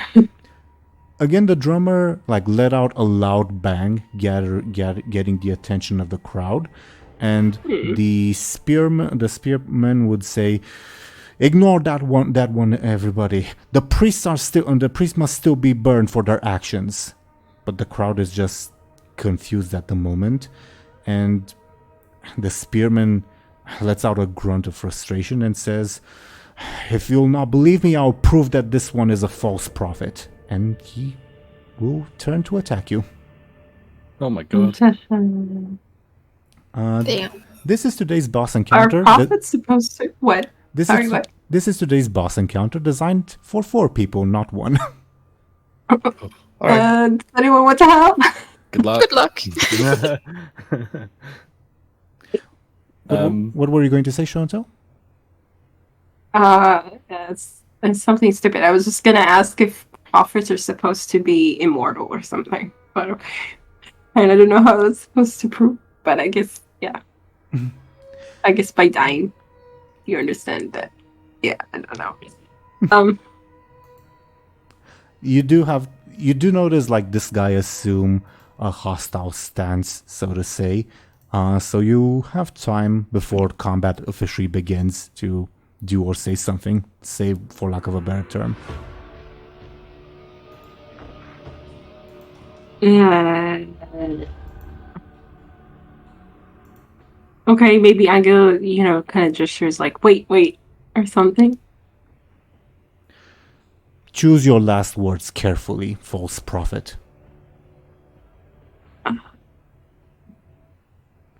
Seems he doesn't know you can't speak. Yeah. I'm trying to think what to say, though. Even if you can understand. Look, Like maybe he asks, "Who are you?"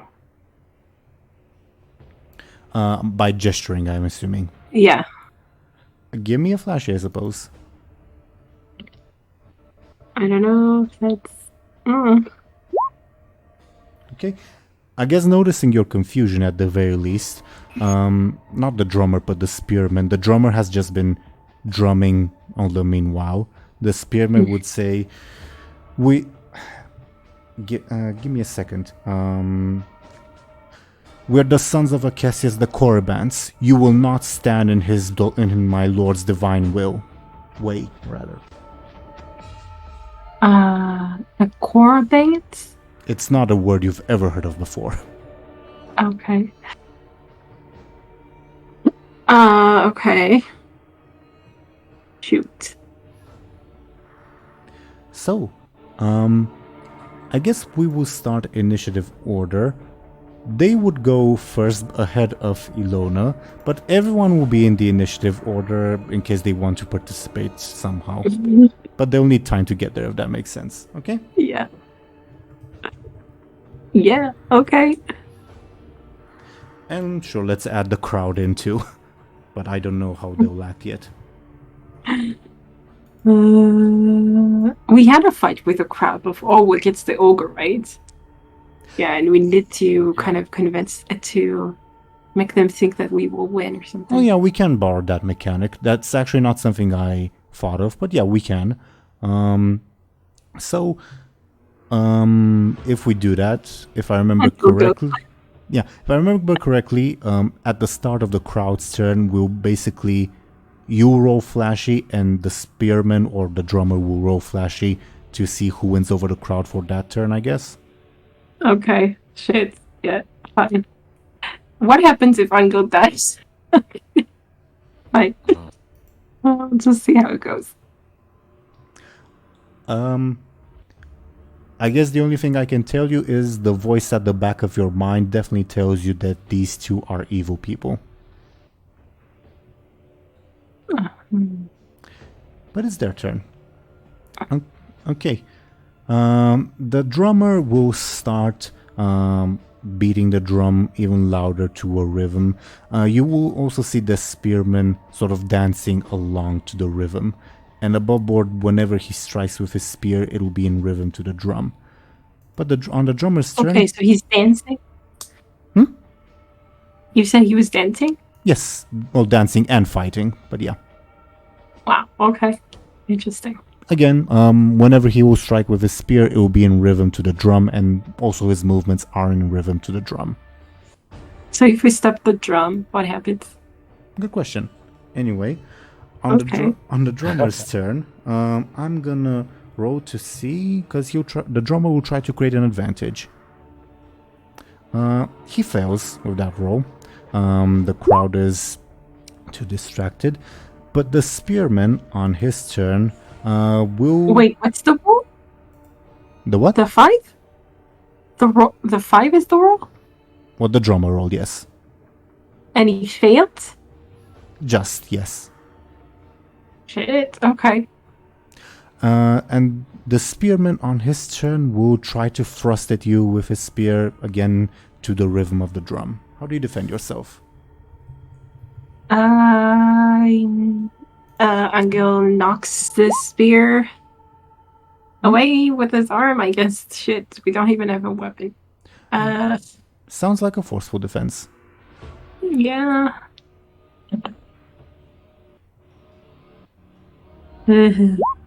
How do you take 3 points of damage? Shit.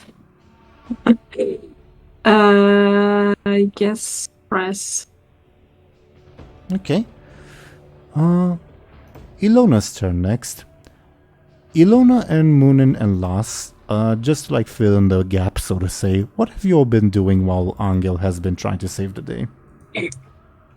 Honestly, Anghel brought this on himself. I don't understand you all running away.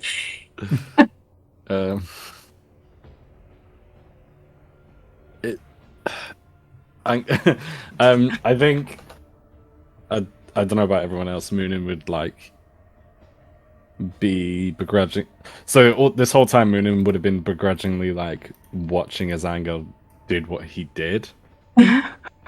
And they wouldn't have gotten involved at all until obviously these like fucking like people, these like divine beings or whatever showed up.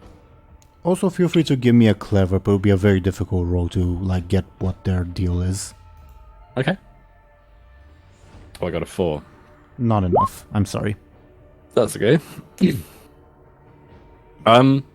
bad. I think.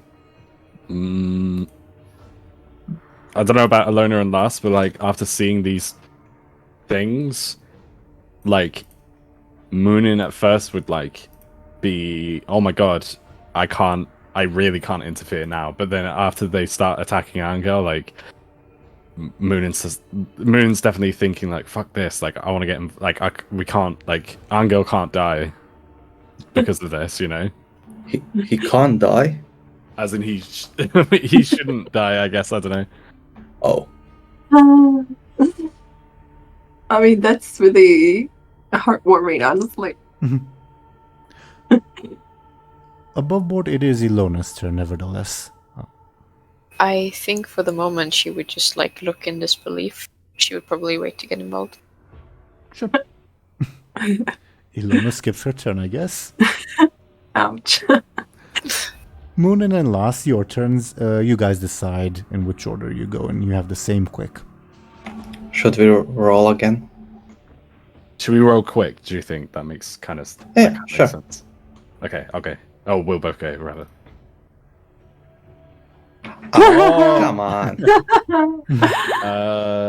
Should we do it once more? Yeah. Okay.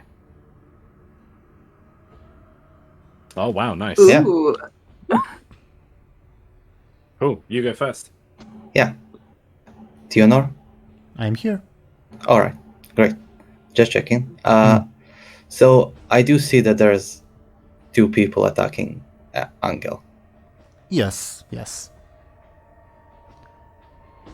Uh, I would just say, just because you guys weren't there, it will probably take you all a turn to get to this situation, and afterwards you can act.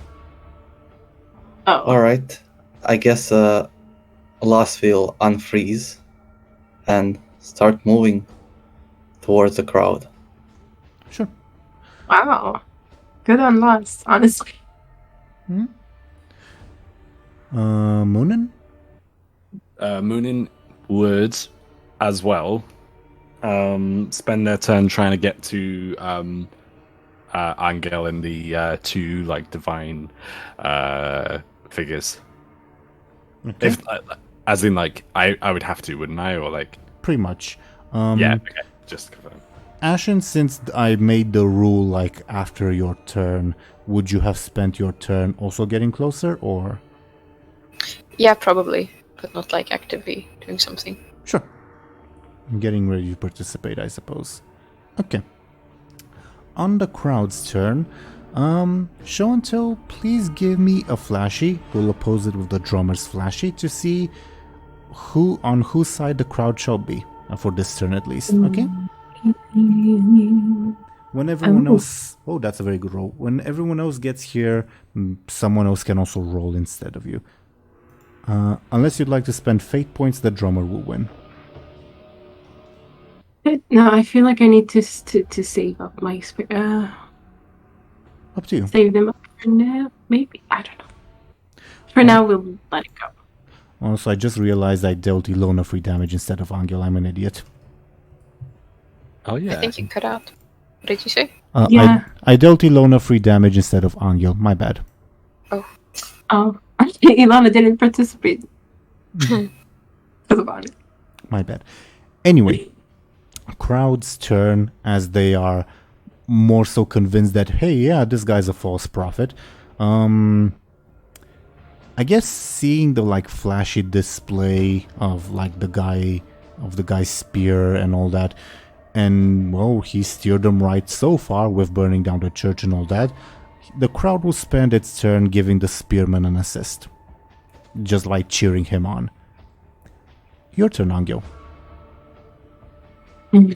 Okay. I'm going to make a case Can Anghel attack? Like, can his that apply because he's trying to protect the priest by attacking these people? Let me check the wording on your stunt. Yeah. Yes, the answer is yes. Awesome. Okay. So I guess Anghel will. We don't have a weapon. Ugh. Oh, he has the ladle. The ladle and the like chalice of former holy water, I guess. Okay, so I guess he tries to attack the spearman with the ladle to his face. Sure, give me a forceful. Your stunt will apply. Okay.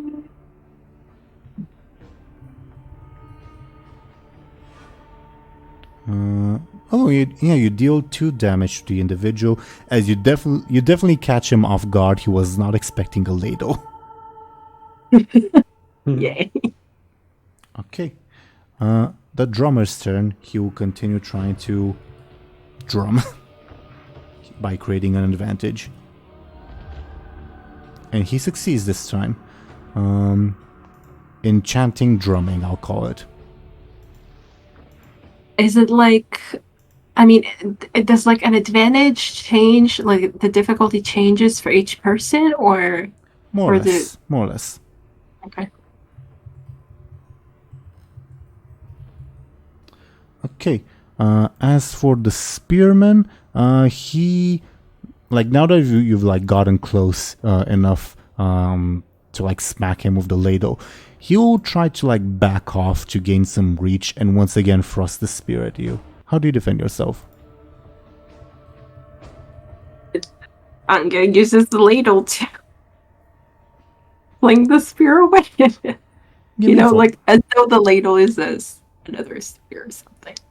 Give me a forceful, please.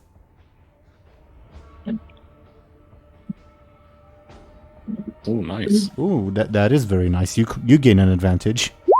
Ooh. Ladle man. Actually, you don't gain an advantage. I'm an idiot because the crowd was assisting. I'm sorry. Oh, too bad. Okay, well, we'll keep it. So that also means you only dealt 1 damage instead of 2. My bad. Oh, wait. What is the 4 is the spearman? The 4 is the spearman's attack. Okay. Oh, I get it. Okay, we were talking about the last. Okay. Yeah. Even though you're definitely outnumbered and like surrounded by a crowd of potentially hostile people, to everyone else, maybe it looks like Anghel's got this. Illona, your turn. I mean, it looks like he got it. I'm half joking. That doesn't mean that that's necessarily what everyone else thinks. But Anghel does project this like heroic image, even though he's fighting with a ladle. I want a statue with Anghel and a ladle, and this lady the next time you come through. Maybe that can happen. Who knows? I think for now... You arrive at the scene anyway. You arrive at the scene. Okay. She's just gonna look for the time being. Then Muninn and Lass also arrive on the scene. Is it our turn? Yes, if Illona skips her turn. Yep. Alright, I think I'll go first, right? Because of my role. Yeah. Lass will get a tiny bit braver, seeing that there's a very strong Anghel fighting on his side. So he'll approach the enemies, the servants of Acestius, and he'll yell out, "Hey, stick boy, pick on someone your own size." Go last. So, is this a flashy attack? Yeah. Sure, I would like to intimidate the guy with the spear. Sure. You will get... how should I say this? TLDR, it won't be as effective because the guy knows your secret.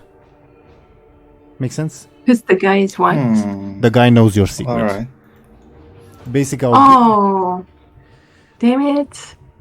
basically, you can still attempt to, but it won't be as easy. Make sense?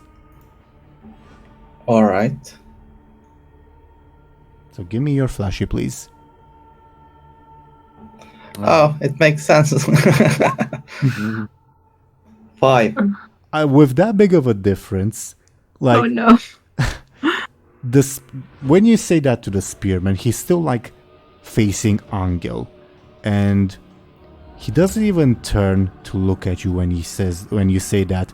Instead, what he does is like casually whack you with his spear. Wait. Me? Yes. Not dealing any damage, Alright. but just like as a sort of you're nothing thing, like a showing you who's boss. Dismissal. Yes, Yeah. very, very, Alright. very well said, Show&Tell. Exactly. And he gains an advantage.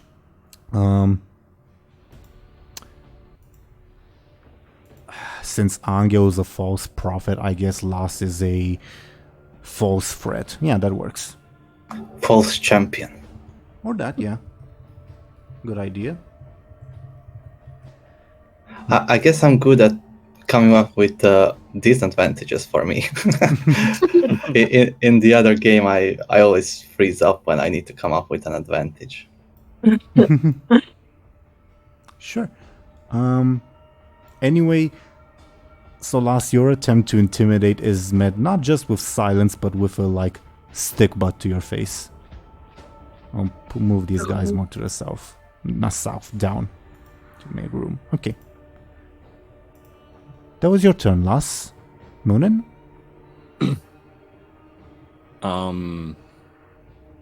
I know what I'd like for Muninn to do, but I'm just wondering, would Muninn notice that the stick man would be like moving to the beat of the drums, like necessarily, or?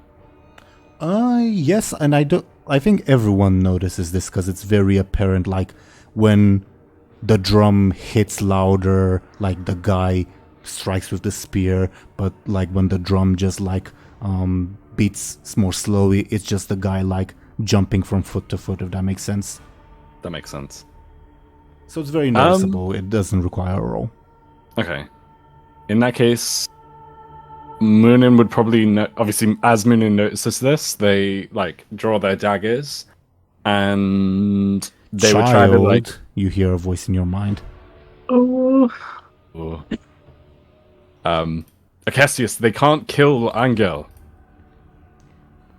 Consider your choices carefully, child. That is all I will say. I won't. I respect you, my lord, but I will not let them kill Anghel. No reply. In that case, Muninn would try and that has affected my decision, by the way. To be fair, so Muninn would try and like predict the beat of the drums and like obviously therefore like the movements of the stick wielder, and try to move in a way to like disarm the guy holding the stick. Like according to like I said, according to the drum beat, like Muninn would try to predict where his stick would be. Sounds like a careful attack.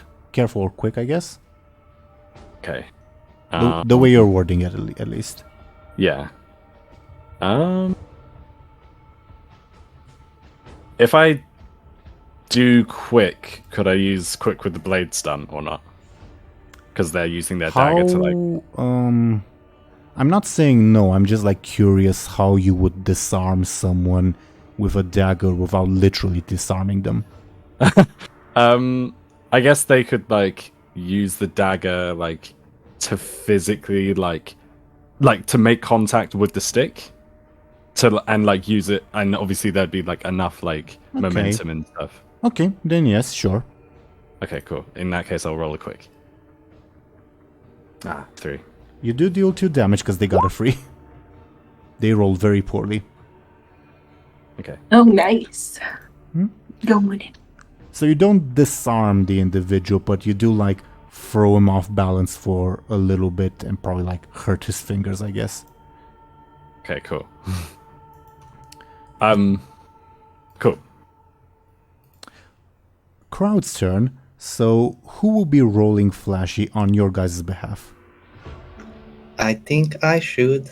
Yes, you will get a slight malice because the rumor has started to spread that you're not hot shit. Alright. So instead of a +6, you'll basically have a +5 when influencing the crowd, okay? Alright, should I still roll my flashy? Are you asking me or the group? You. Yeah, if you... Should I roll my flashy or some other thing? Oh yeah, flashy. God damn it. So it's a free to the drummer 6.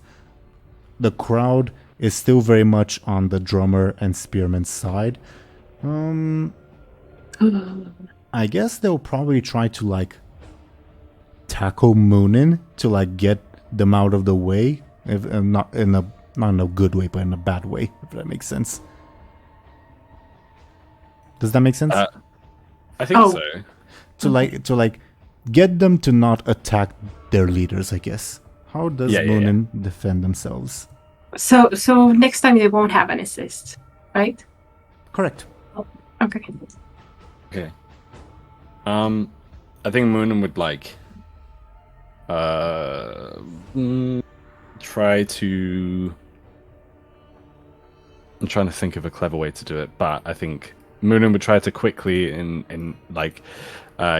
get out of the way so that they don't get caught by the crowd. Sure. Give me a quick, please. Okay. Oh, not good.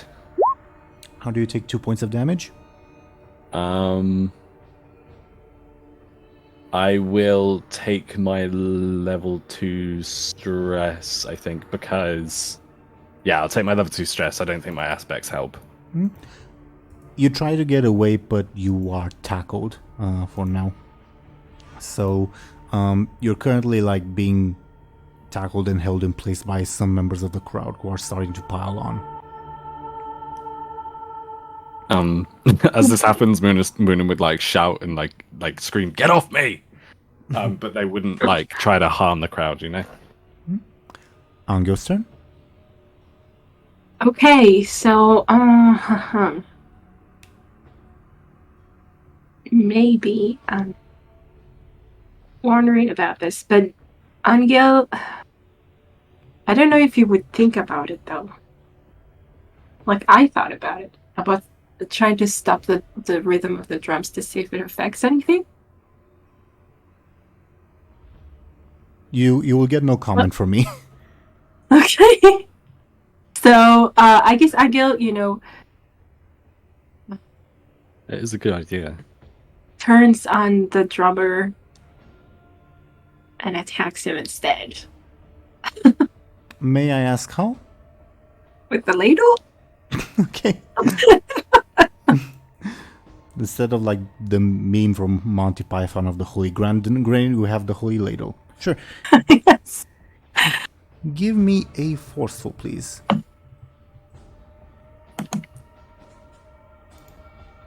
What? It didn't do anything? Did you push the button? I did, but I guess.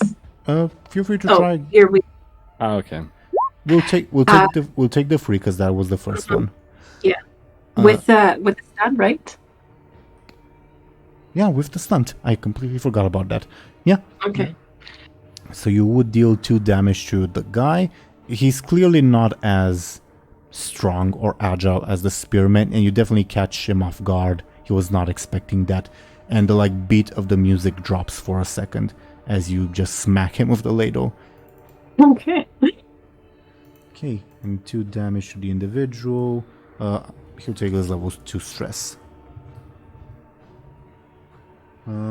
As for their turns, once again, the drummer will spend their turn trying to create an advantage. And failing. As for the spearman, seeing what you are doing, he will try to get you to back off, Anghel, sort of thrusting at you with his spear. How do you defend yourself? Thrusting his spear away with the holy ladle.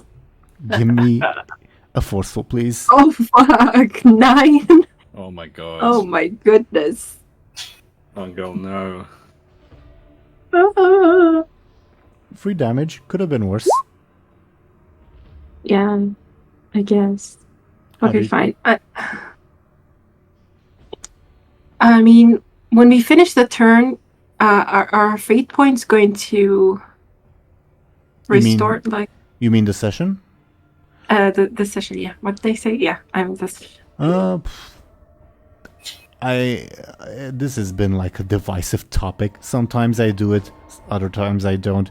I guess just for the sake of fairness, because I've been very inconsistent, I'm gonna roll a dice to see if fate points will be restored or not. Okay? Oh, so I can. Well, let's rely on see. that. Let's see what the dice say. Let's see what the dice say. 1 is yes, they'll be restored as usual. 2 Oh, is they okay, will you're not. doing it now. Okay. Can you all hear me, by the way? Yeah. Yes. Okay. So let's see. Okay, so fate points will be restored as usual. So I'll be more arbitrary with spending them too. Oh shit. Okay. I guess it is what it is. So I should use them all up. But what can? Oh, but +2. Then I will have 1 damage.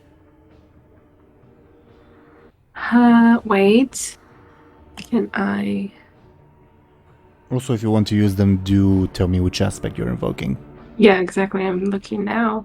I don't know if there's anything I can work with. I guess I could do the protective thing again, right? That'll work. Yeah. If you're how do you justify it specifically? Because he's still fighting to protect. Oh, but it's in defense. Yeah, I don't know. Maybe it'll work if you can convince me. I'm not saying no. I mean, the fact that he's like this overall fight is to protect the priest, so he's protecting him. Okay. Yeah. Fair enough. Okay. So but I mean, should I? Oh, sorry. Let's go with it. Let's do it. Okay. Sorry. So you give yourself +2. Then I will Yeah. also use a fate point to deal 3. Ugh. Okay.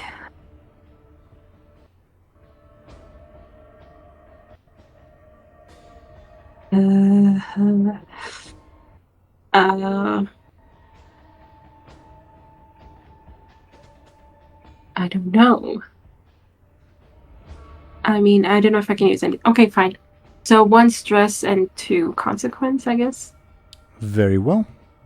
This is not going well. Your level 2 consequence will be grazed, because I think that's what would have happened. Okay? Okay. Illona's turn. I will mention, Ashen, if Illona joins the fight, I will get 1 more fate point. Make sense? No, One more. For now, she stands still. Wait, skip. but what?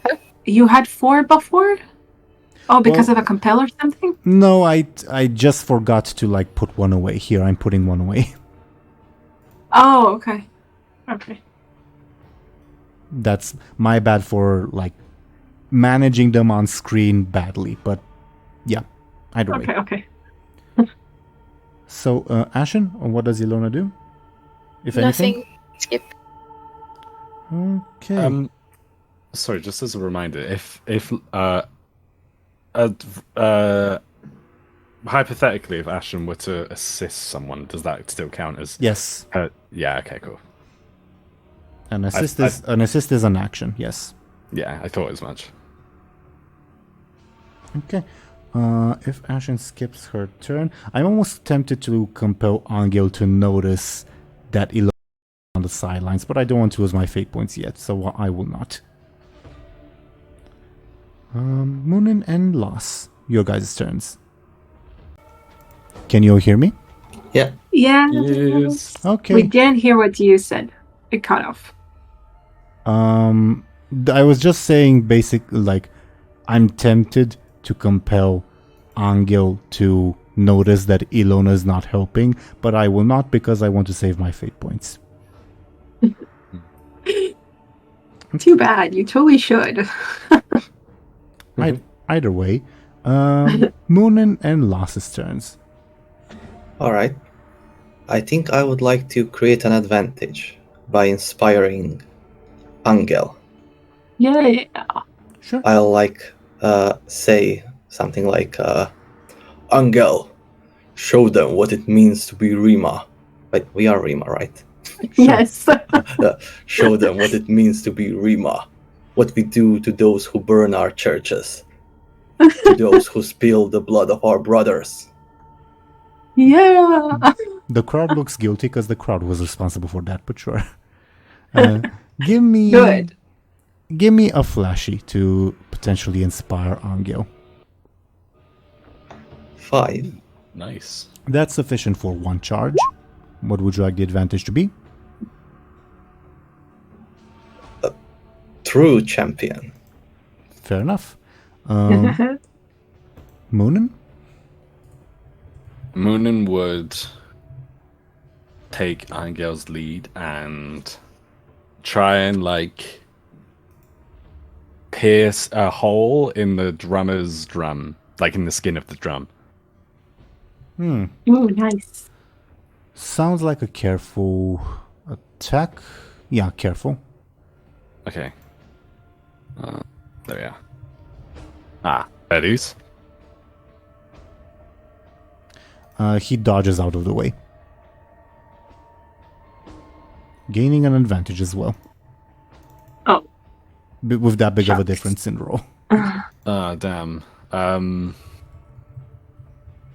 Let me see. Is it worth spending a fate point to? Yeah, I don't know. I'll leave it as it is. Sure. The advantage is called Quick Feet. Well, actually, Muninn, I don't think you could have done that anyway because the crowd was piling on you. That's true. So that kind of makes sense that it didn't work. Sure. Crowd's turn. Who will be rolling flashy on your guys' behalf? I would like to. Very well. Then please roll a flashy, but again with a -1 malice because the rumor has started to spread. What if I do a speech for them as well that's not really focused on me, but on them, similar to Anghel? I don't think it would necessarily work to say, hey, we don't accept people burning down our churches because we burned down our church. Yeah, I can tell them be ashamed of yourself. Be ashamed of yourselves. Okay. You were convinced by foreigners to kill your own brothers. Fair enough. Give me a flashy with no malice. 7. On a tie, this roll is technically outside the rules of Fate Accelerated, so I think we do a reroll unless you want to spend fate points. Should I? Sure. I will. I'll feared and respected by everyone. Would that fit? The first part of that aspect is starting to be questionable, but yeah, it would fit. So for this turn, the crowd is on your side. Feeling very shameful at Muninn's words, at Loss's words, they would let go of Muninn. That's what I wanted to say.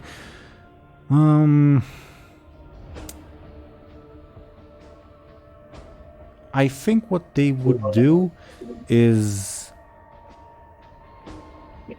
shout encouragement at Anghel, if that makes sense. Like, yeah, you can do it, etc. Giving Anghel an assist until the crowd's next turn. Make sense? Nice. Yeah. And speaking of, it is Angel's turn. Okay, so Anghel attacks the drummer again with the ladle because the spearman tried to make him back up before. Sure. Give me a forceful, please.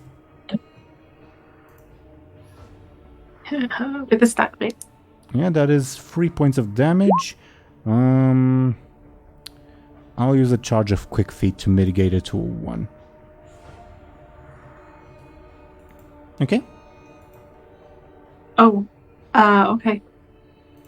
Yeah, then on their turns, after you smack the drummer with the ladle, I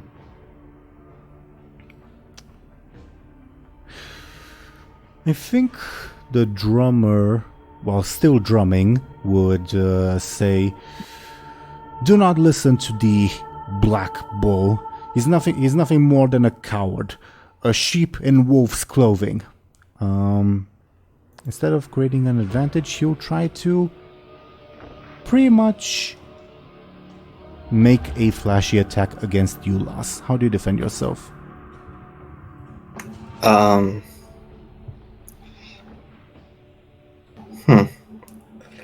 What should I do? Should I also do something flashy? Can I like defend by doing a counter argument? Such as? Wait, what did he say? That I'm a coward? He's nothing more than a coward, a sheep in wolf's clothing. You can say that it has nothing to do, like, Yeah. it's not about you. Yeah. Depending on the way you word it, I may ask you to roll something other than flashy, though. You could say like, I may like if I'm a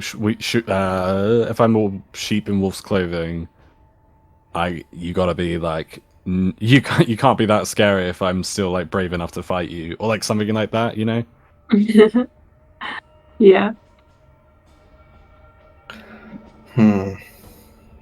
I guess I could do something like that. I don't know if that would be flashy. Teeironor would be like, "Oh, that's a careful." That's not how you sound. But I need to think about. I'll make you this. forceful for that. He will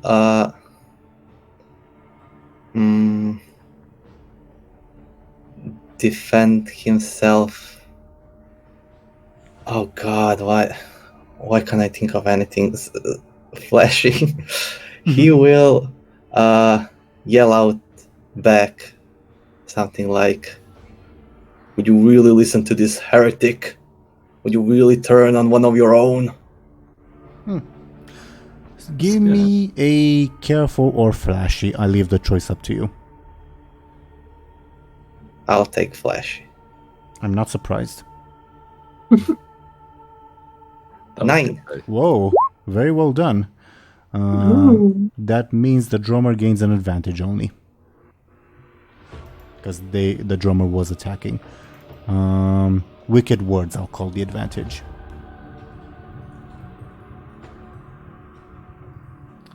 Meanwhile, on the spearman's turn,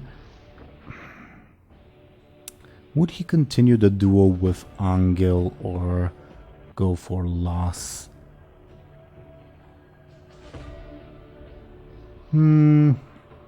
Yeah, I guess Anghel's the more immediate threat, because Anghel has been like trying to attack the drummer, and that's a no-no. So yeah, he'll once again thrust his spear to the rhythm of the music at Anghel.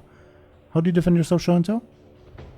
And Anghel once again counters, fends off with his ladle. Give me a forceful, please. Lead. Oh shit. Oh yeah.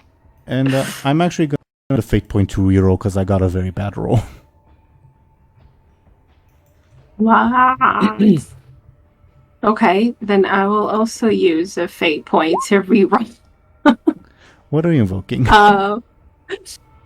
the protective. But yeah. As always. Okay, give me a reroll. Liz! Woo! Huh! Yeah! Very, Finally! very nice. Oh, does the assist also apply here? Oh, it doesn't matter. Oh yeah, it would. Good point. Good point on you for bringing that up.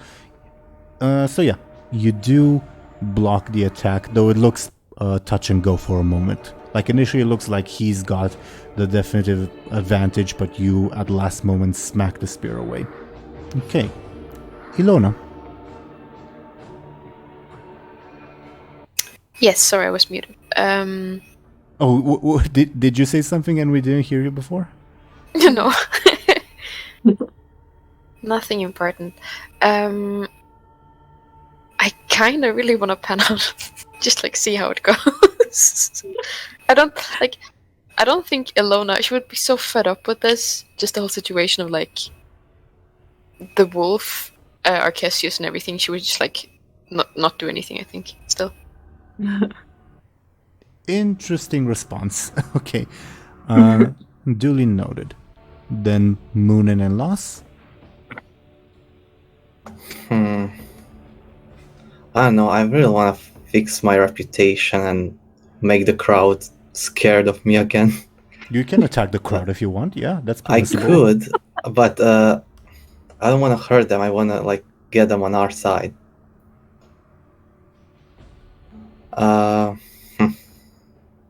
You can try creating an advantage pertaining to getting the crowd on your side, I guess.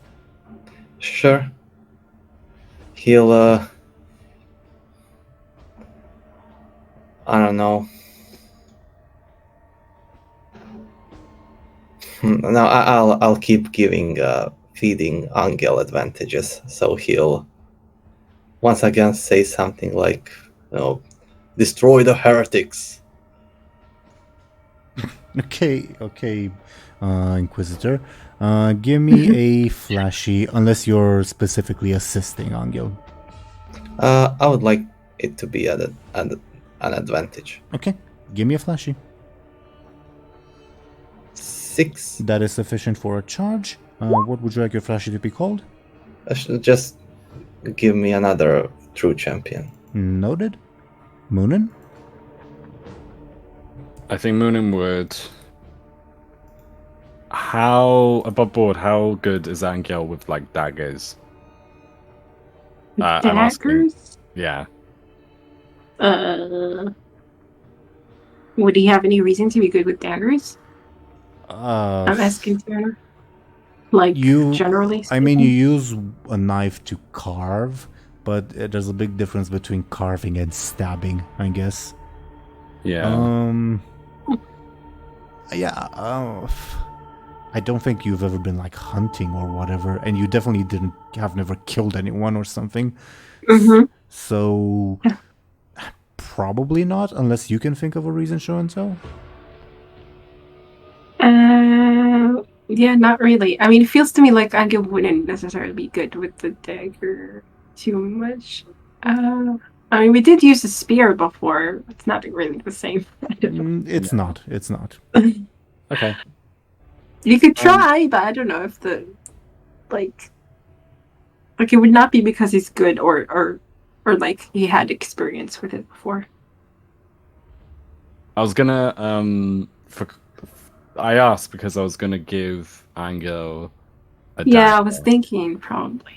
And then, but I don't think. I think it's better with the ladle. Okay.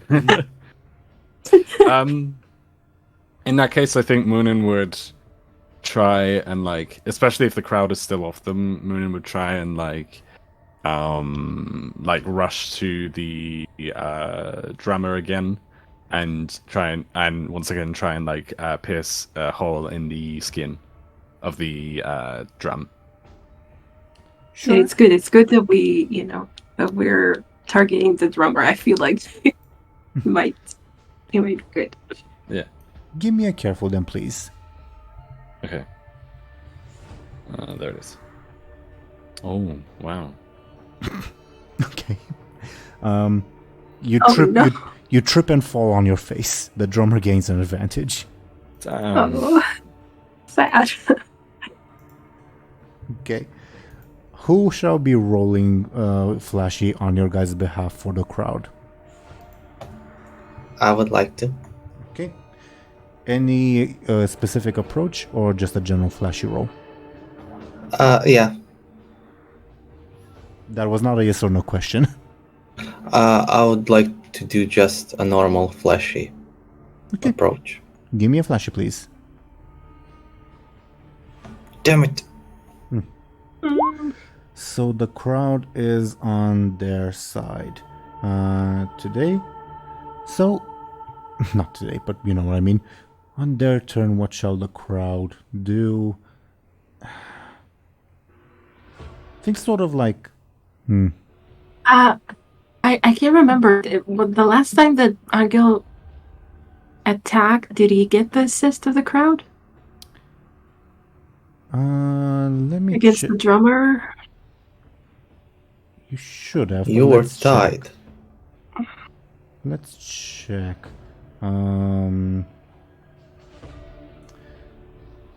So that was your 6 attack versus the drummer's 9? No, that wasn't it. That was... I don't remember, if I'm being honest. I feel... Oh, it's the 3 and the 3, isn't it? Is it? I don't know. Maybe. No. That's making sense. It's the 3 and the 5, maybe. So that would have made no difference, I guess. Or did you... I don't see it, I'm sorry. But I think I used the fate point. No, wait. Because I remember that you used the fate point to get it to 1. Yeah, but that was... I don't think... So, which role specifically are you all wondering about? Let's take it one step at a time, I guess. If Muninn... I'm looking at... If Muninn used the quick and then... So, up till now, I think the crowd was assisting you, or was that last turn? Yeah. Like the... Okay, so if the crowd was assisting you, I've already taken that into account for the spearman's attack against you. Okay. Right, but before that, I'm not sure because... Before that, you rolled a forceful to the drummer, right? To the drummers. Okay, so you would have dealt, I think, 1 extra point of damage to the drummer. I think. Yeah. Once I spent. But you already had a 2. Like it was a 1. You took a 1 to the drummer. Okay. And if it's an extra point... Okay, then it will be the drummer's level 2 consequence. Okay. Instead of the 1 damage. Sorry. No worries, but what's the level 2 consequence called? Ladled. Sure. Really? Okay. Also, I had a question, technical question. Mm-hmm. Is the fact that the enchanting drumming, like that advantage is below everything else, is that on purpose? It's not relevant. It's just for spacing purposes. Oh, okay. I was afraid that you didn't remember they or something. No. I'm aware. Okay. Either way. Sorry. Crowd's turn. Crowd's against you guys this turn. I think they'll turn on Loss for trying to guilt them into action. So they'll say, "What do you know? You're not even a real bounty hunter. You're just a fraud." And they'll start pelting Loss with various objects. He will defend by yelling back. Are you sure? Do you believe that all men more than your eyes? Look at me. Do you see fear? Sure, give me a flashy. It'll be at a slight malice because some of the crowd knows their secret, but yeah. I don't think you can lose. Yeah, you gain an advantage.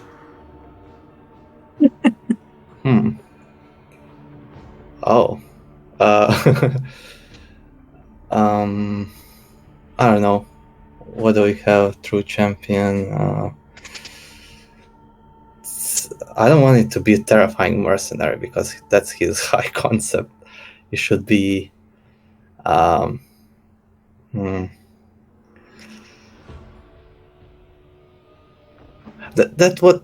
what I was talking about. My advantages are hard to come up with. He is a scary guy. Sure. Works. Okay. And while I type that in, it is Angel's turn. Ooh. Okay. So he tries to attack the drummer again with his ladle. Trusty ladle. Okay. Give me a forceful, please. Huh. That Okay. was unexpected. Yeah. With your stunt applying, that's a 4 to the 7. Yeah. I'm trying to think if I should. I think I should use. Yeah. Let's do a reroll with the protective aspect again. Sure. Give me a reroll. Please work. So That's an advantage, right? That's a tie. Because That means. Yeah, exactly. An advantage. Okay. So an advantage. I don't have an advantage yet, right? You do not. Okay. Trying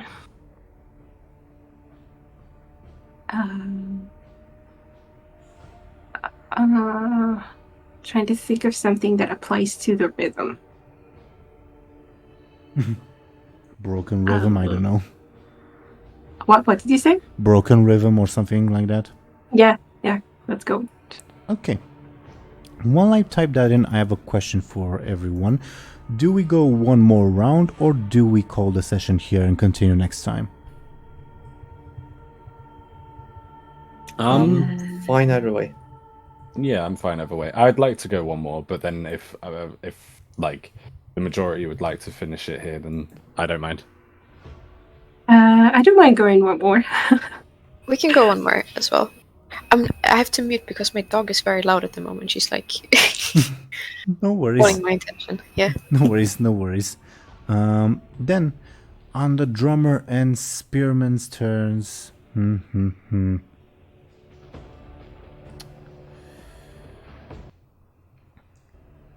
I think the drummer will spend their turn assisting the spearman by beating the drum in a specific manner. And as for the spearman, he will continue trying to protect his sibling by stabbing Anghel. How does Anghel defend himself? Forces it away. Give me a forceful, please. Well done.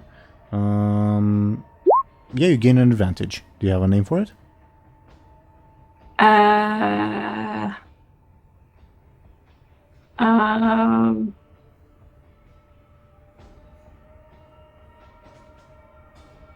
Subverted? Sure. Is that... Okay. Illona? I must stick with doing nothing for now. Sure. Duly noted.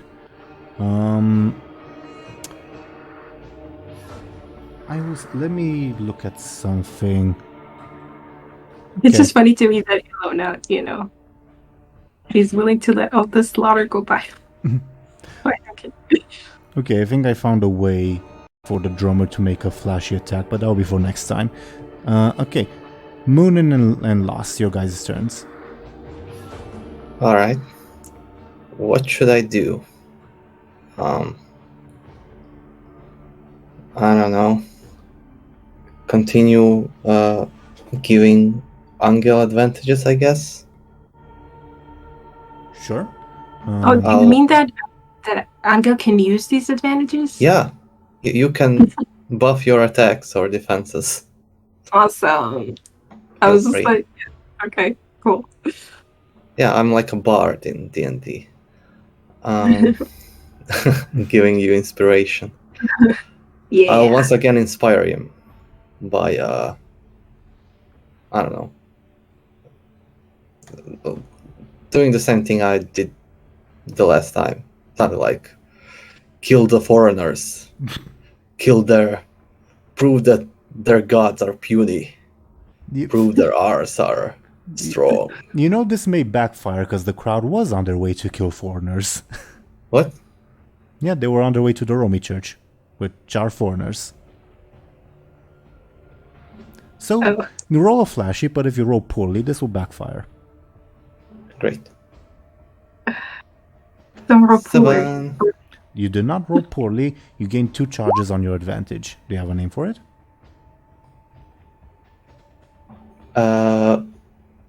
True champion. Okay. Munin's turn while I type that in. I think Muninn would try to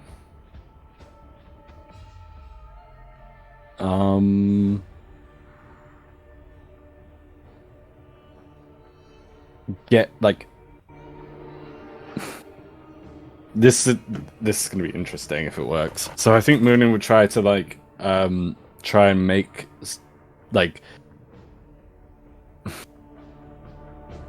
maybe like slam on the ground or like stomp on the ground or something to like try and make the drummer like lose rhythm, or like if that doesn't work, then like they could either try to make the drummer lose rhythm or try to confuse the spearman, you know.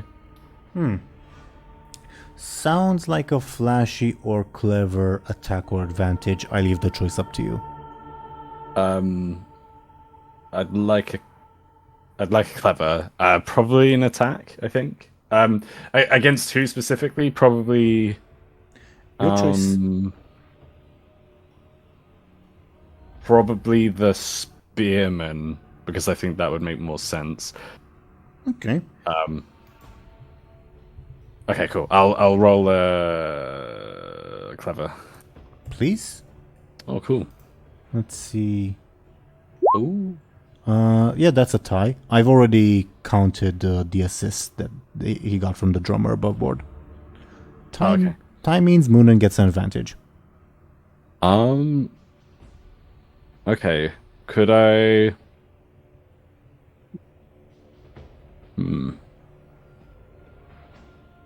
I do have an interesting, like, so if I applied a fate point, could my Seeker of Knowledge aspect work? Because that was like a no, I don't think so.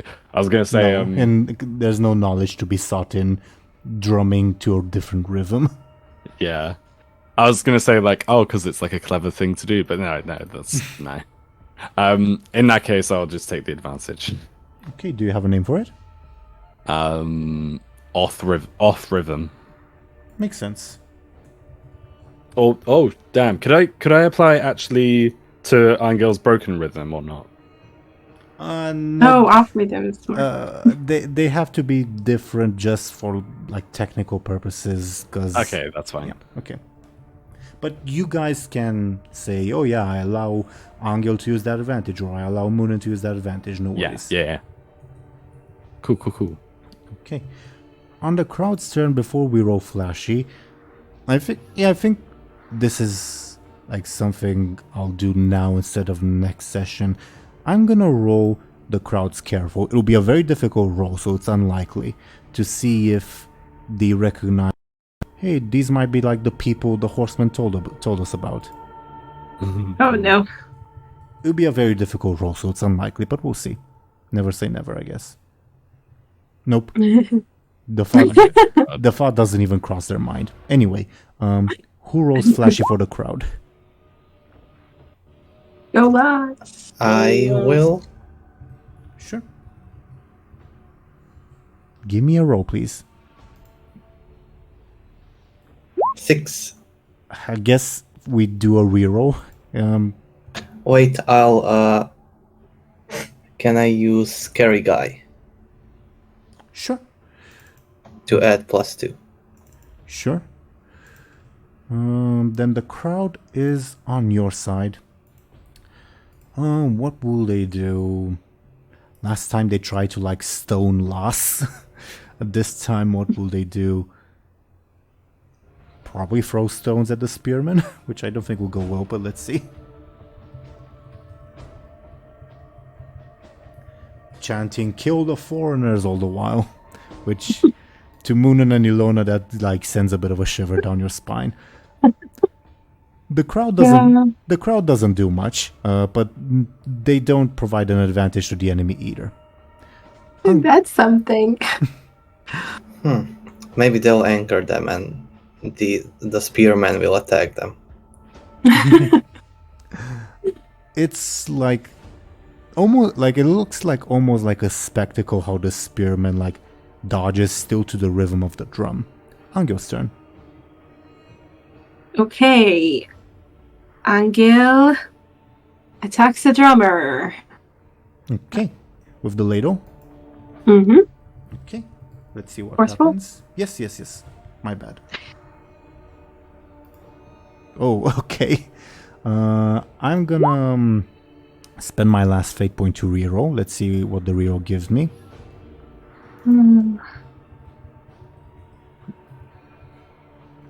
Give me a sec. Okay, so you have a 5 because of your stunt. I'm gonna spend a charge of quick feet to make it a tie. Feel free to use all true champions. I want to use my fate point and keep those for next session, I think. So yeah, I can use the protective again, right? The aspect. Yes, it's a different roll. So I'll add 2. Okay. I think I'll use your level 2 consequence to make it a tie again. Okay, then I will use True Champion then. One of them. Oh, actually, I have my own. So do you use True Champion or? Yeah, let's go with that. Okay. If you deal 2 damage to the fellow, he'll have to take his level 3 stress. Nice. Okay. And as stated, I think this is a good spot to end today's session. Do you all agree? Yes. Yeah, definitely. Okay. Thoughts on today's session? It was fun. Yeah, really cool.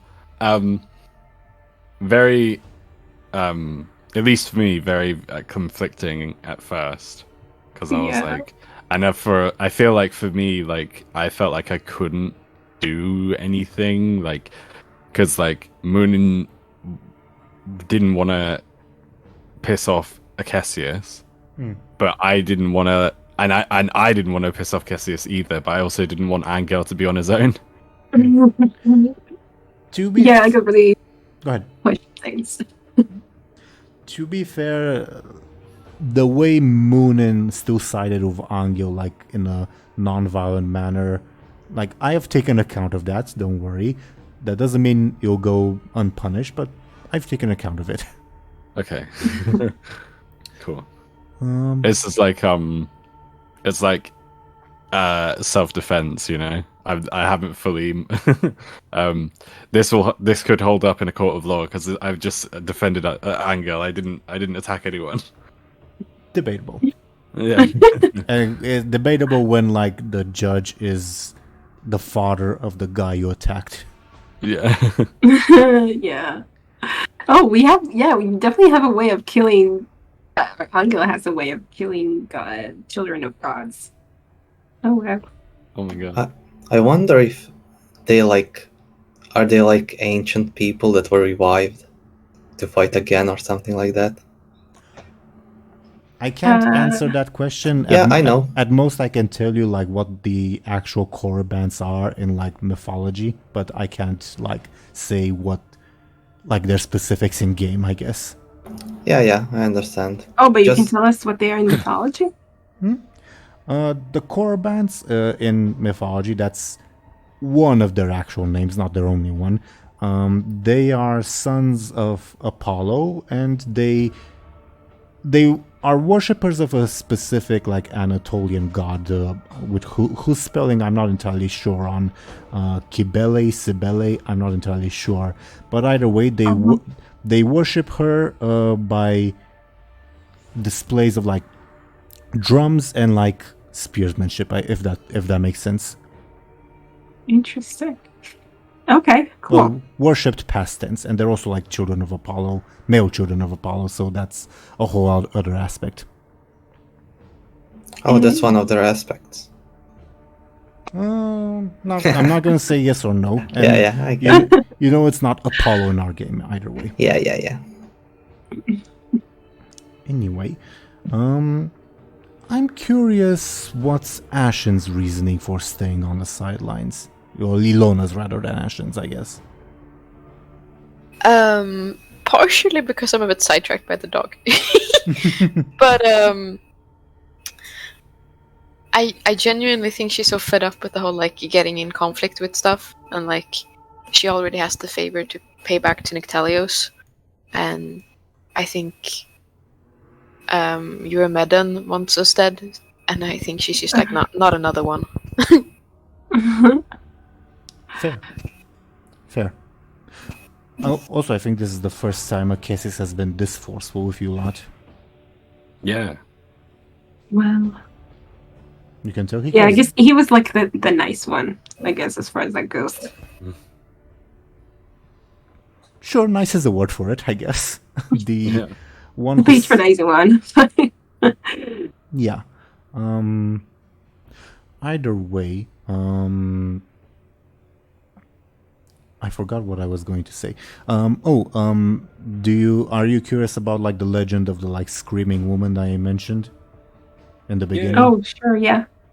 There's an actual like Romanian folktale that like it's based off of that like long ago a prince ordered that a church be built, but for magical reasons, every day whatever construction work was done, it was immediately torn down by various natural disasters. So the architect of the church like got this vision from the divine that, okay, I need to like make sort of a sacrifice to build this church. So he walled his wife in, if that makes sense. What the hell? Whoa. Oh, Jesus. Damn. Pretty fucked. The divine told him to do that. Mm-hmm. It depends on like the specific telling. Sometimes it's the guy. Sometimes it's the guy's idea. Other times, like an angel tells him to do it. Either way, because of said sacrifice, the church was built. But yeah, that's what I wanted to build on. Basically, if you guys had gone to the sermon instead of arriving late, you all would have like started hearing like the screams of a woman coming from inside the church, and Oh, wow. and the woman would have disturbing. also said that the priest is responsible for all sorts of like bad stuff. Not necessarily true, but either way. And like that's why the crowd like tore down the church. They were trying to rescue the woman who was never there. And they killed the priest based on what the woman was saying. Oh, man, that's messed up. For sure. And the tale, in the original tale, the church was actually built after the woman was walled in. Oh, Yes. that's so disturbing. Yes, but funnily enough, it's some of the tellings have this weird like Icarus moment, Daedalus and Icarus moment, because after the church was built, sort of to like keep this whole nasty sacrifice business hidden, the prince ordered that the architect like be left on the roof of the church, and the architect fashioned himself wings out of the church's tiles. He was also there with his son, and the son flew too close to the sun. You get the gist. Okay, weird. Okay. Yes, it's interesting how like old like myths influence modern not modern, but retellings in different cultures. I guess that's a way to put it. Yeah, I don't. it's cool. Yeah, the author didn't know how to finish his story, so he just copied the Greek myth. I mean, there's lots of like myths in Romanian mythology, but also in other mythologies which like are clearly like derived from Greek myth one way or another. Yeah. Going back to our session, yeah, if you guys had gone to the church instead of like waiting it out, you would have had the chance to intervene. But there was also the risk, because that's when the rider would have also arrived. There was also the risk of the crowd identifying you as, hey, it's the people the rider was talking about. Yeah. Mm. Jeez Louise. This is a really awkward situation all around, I think. It is, yes. Yeah. Very interesting choices today. Show&Tell Anghel is at a +2 brownie points, if that makes sense. I know this, but yeah, it was worth it. Mate. Above board, there won't be like any noticeable changes, but you will see that in the future, if you try to like convince someone that's good to do something, you'll have a slightly easier time doing it. But also, if you're trying to like convince someone bad to do something, it'll be more difficult for you. Okay. Very slightly. More changes will come the more down the track you go. Okay. Yeah. I don't know. Do you guys have any thoughts of your own for this session before we go into our usual shoutouts?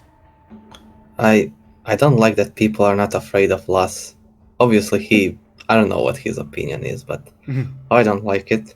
I need to change that. Well, maybe instead of last choosing retirement, he'll be forced into retirement. Who knows? Yeah, it was my fault. Well, I mean, But- was it because the bartender eavesdropped when you told him to screw off? I don't know. Mm. And Yeah, I'm kind of surprised that the bartender like actually caught onto it so much, because I was sure like we saved it.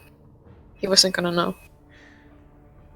again, the like impact so far of the bartender eavesdropping was he told a bunch of people, so that's why Lost has a slightly more difficult time.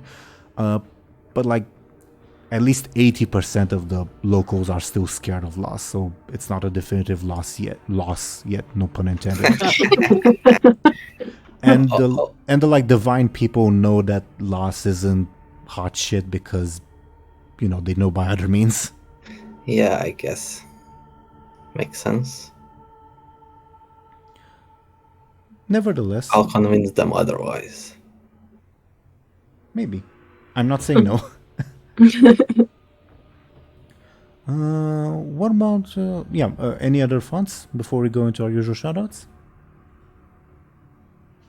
I don't think so.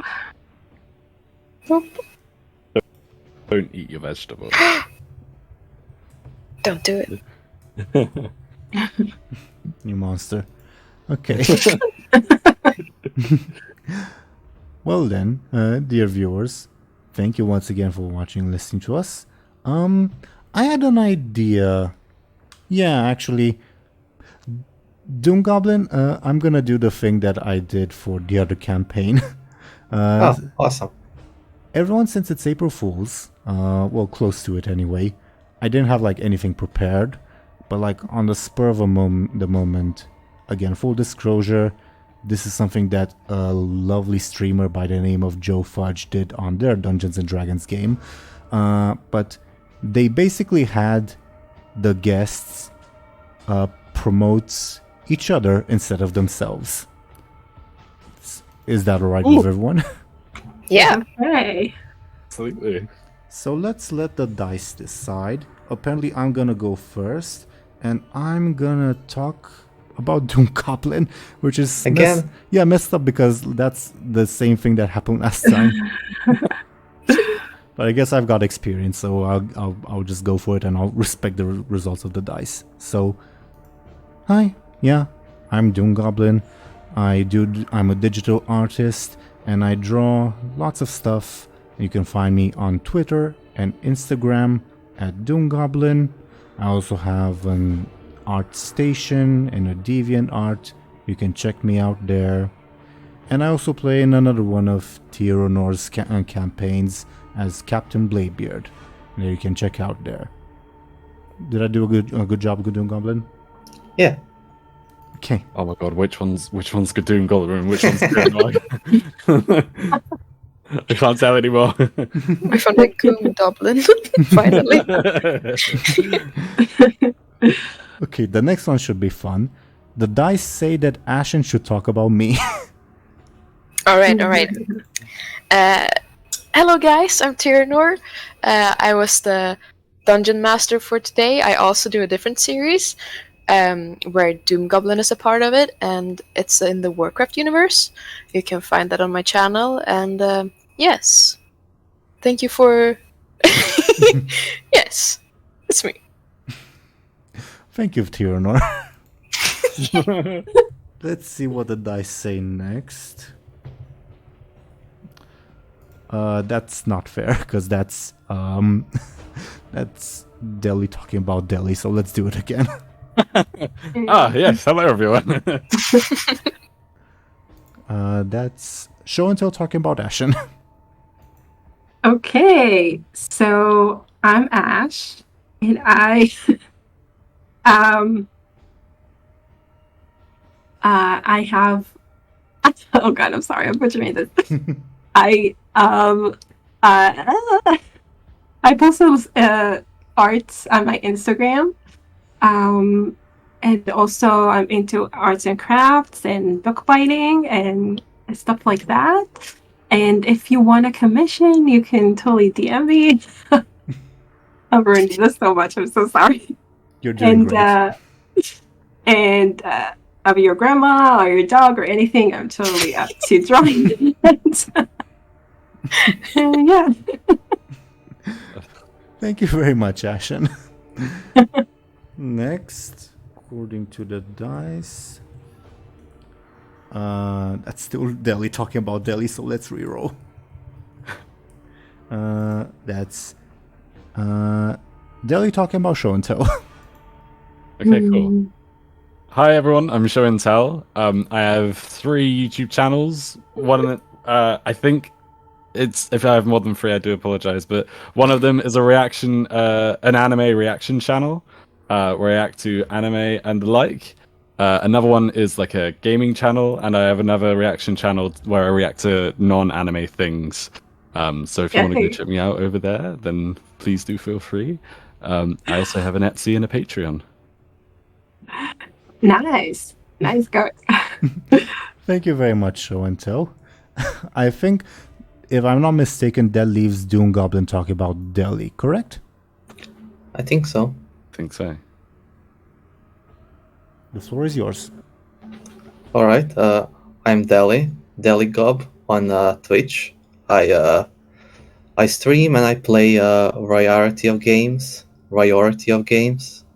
and I have a new model that I revealed after Forged Centuries. You should check me out. I'm not sure when I stream, but I believe there's information on my links and stuff, so check me out. I'm very fun. Indeed. Thank you very much, Dely. So, once again, dear viewers, thank you for watching and listening to us. We'll be back, if not next week, then Teeironor will let you all know on Twitter. when we'll be back. But either way, we hope to see you then. Goodbye, everybody.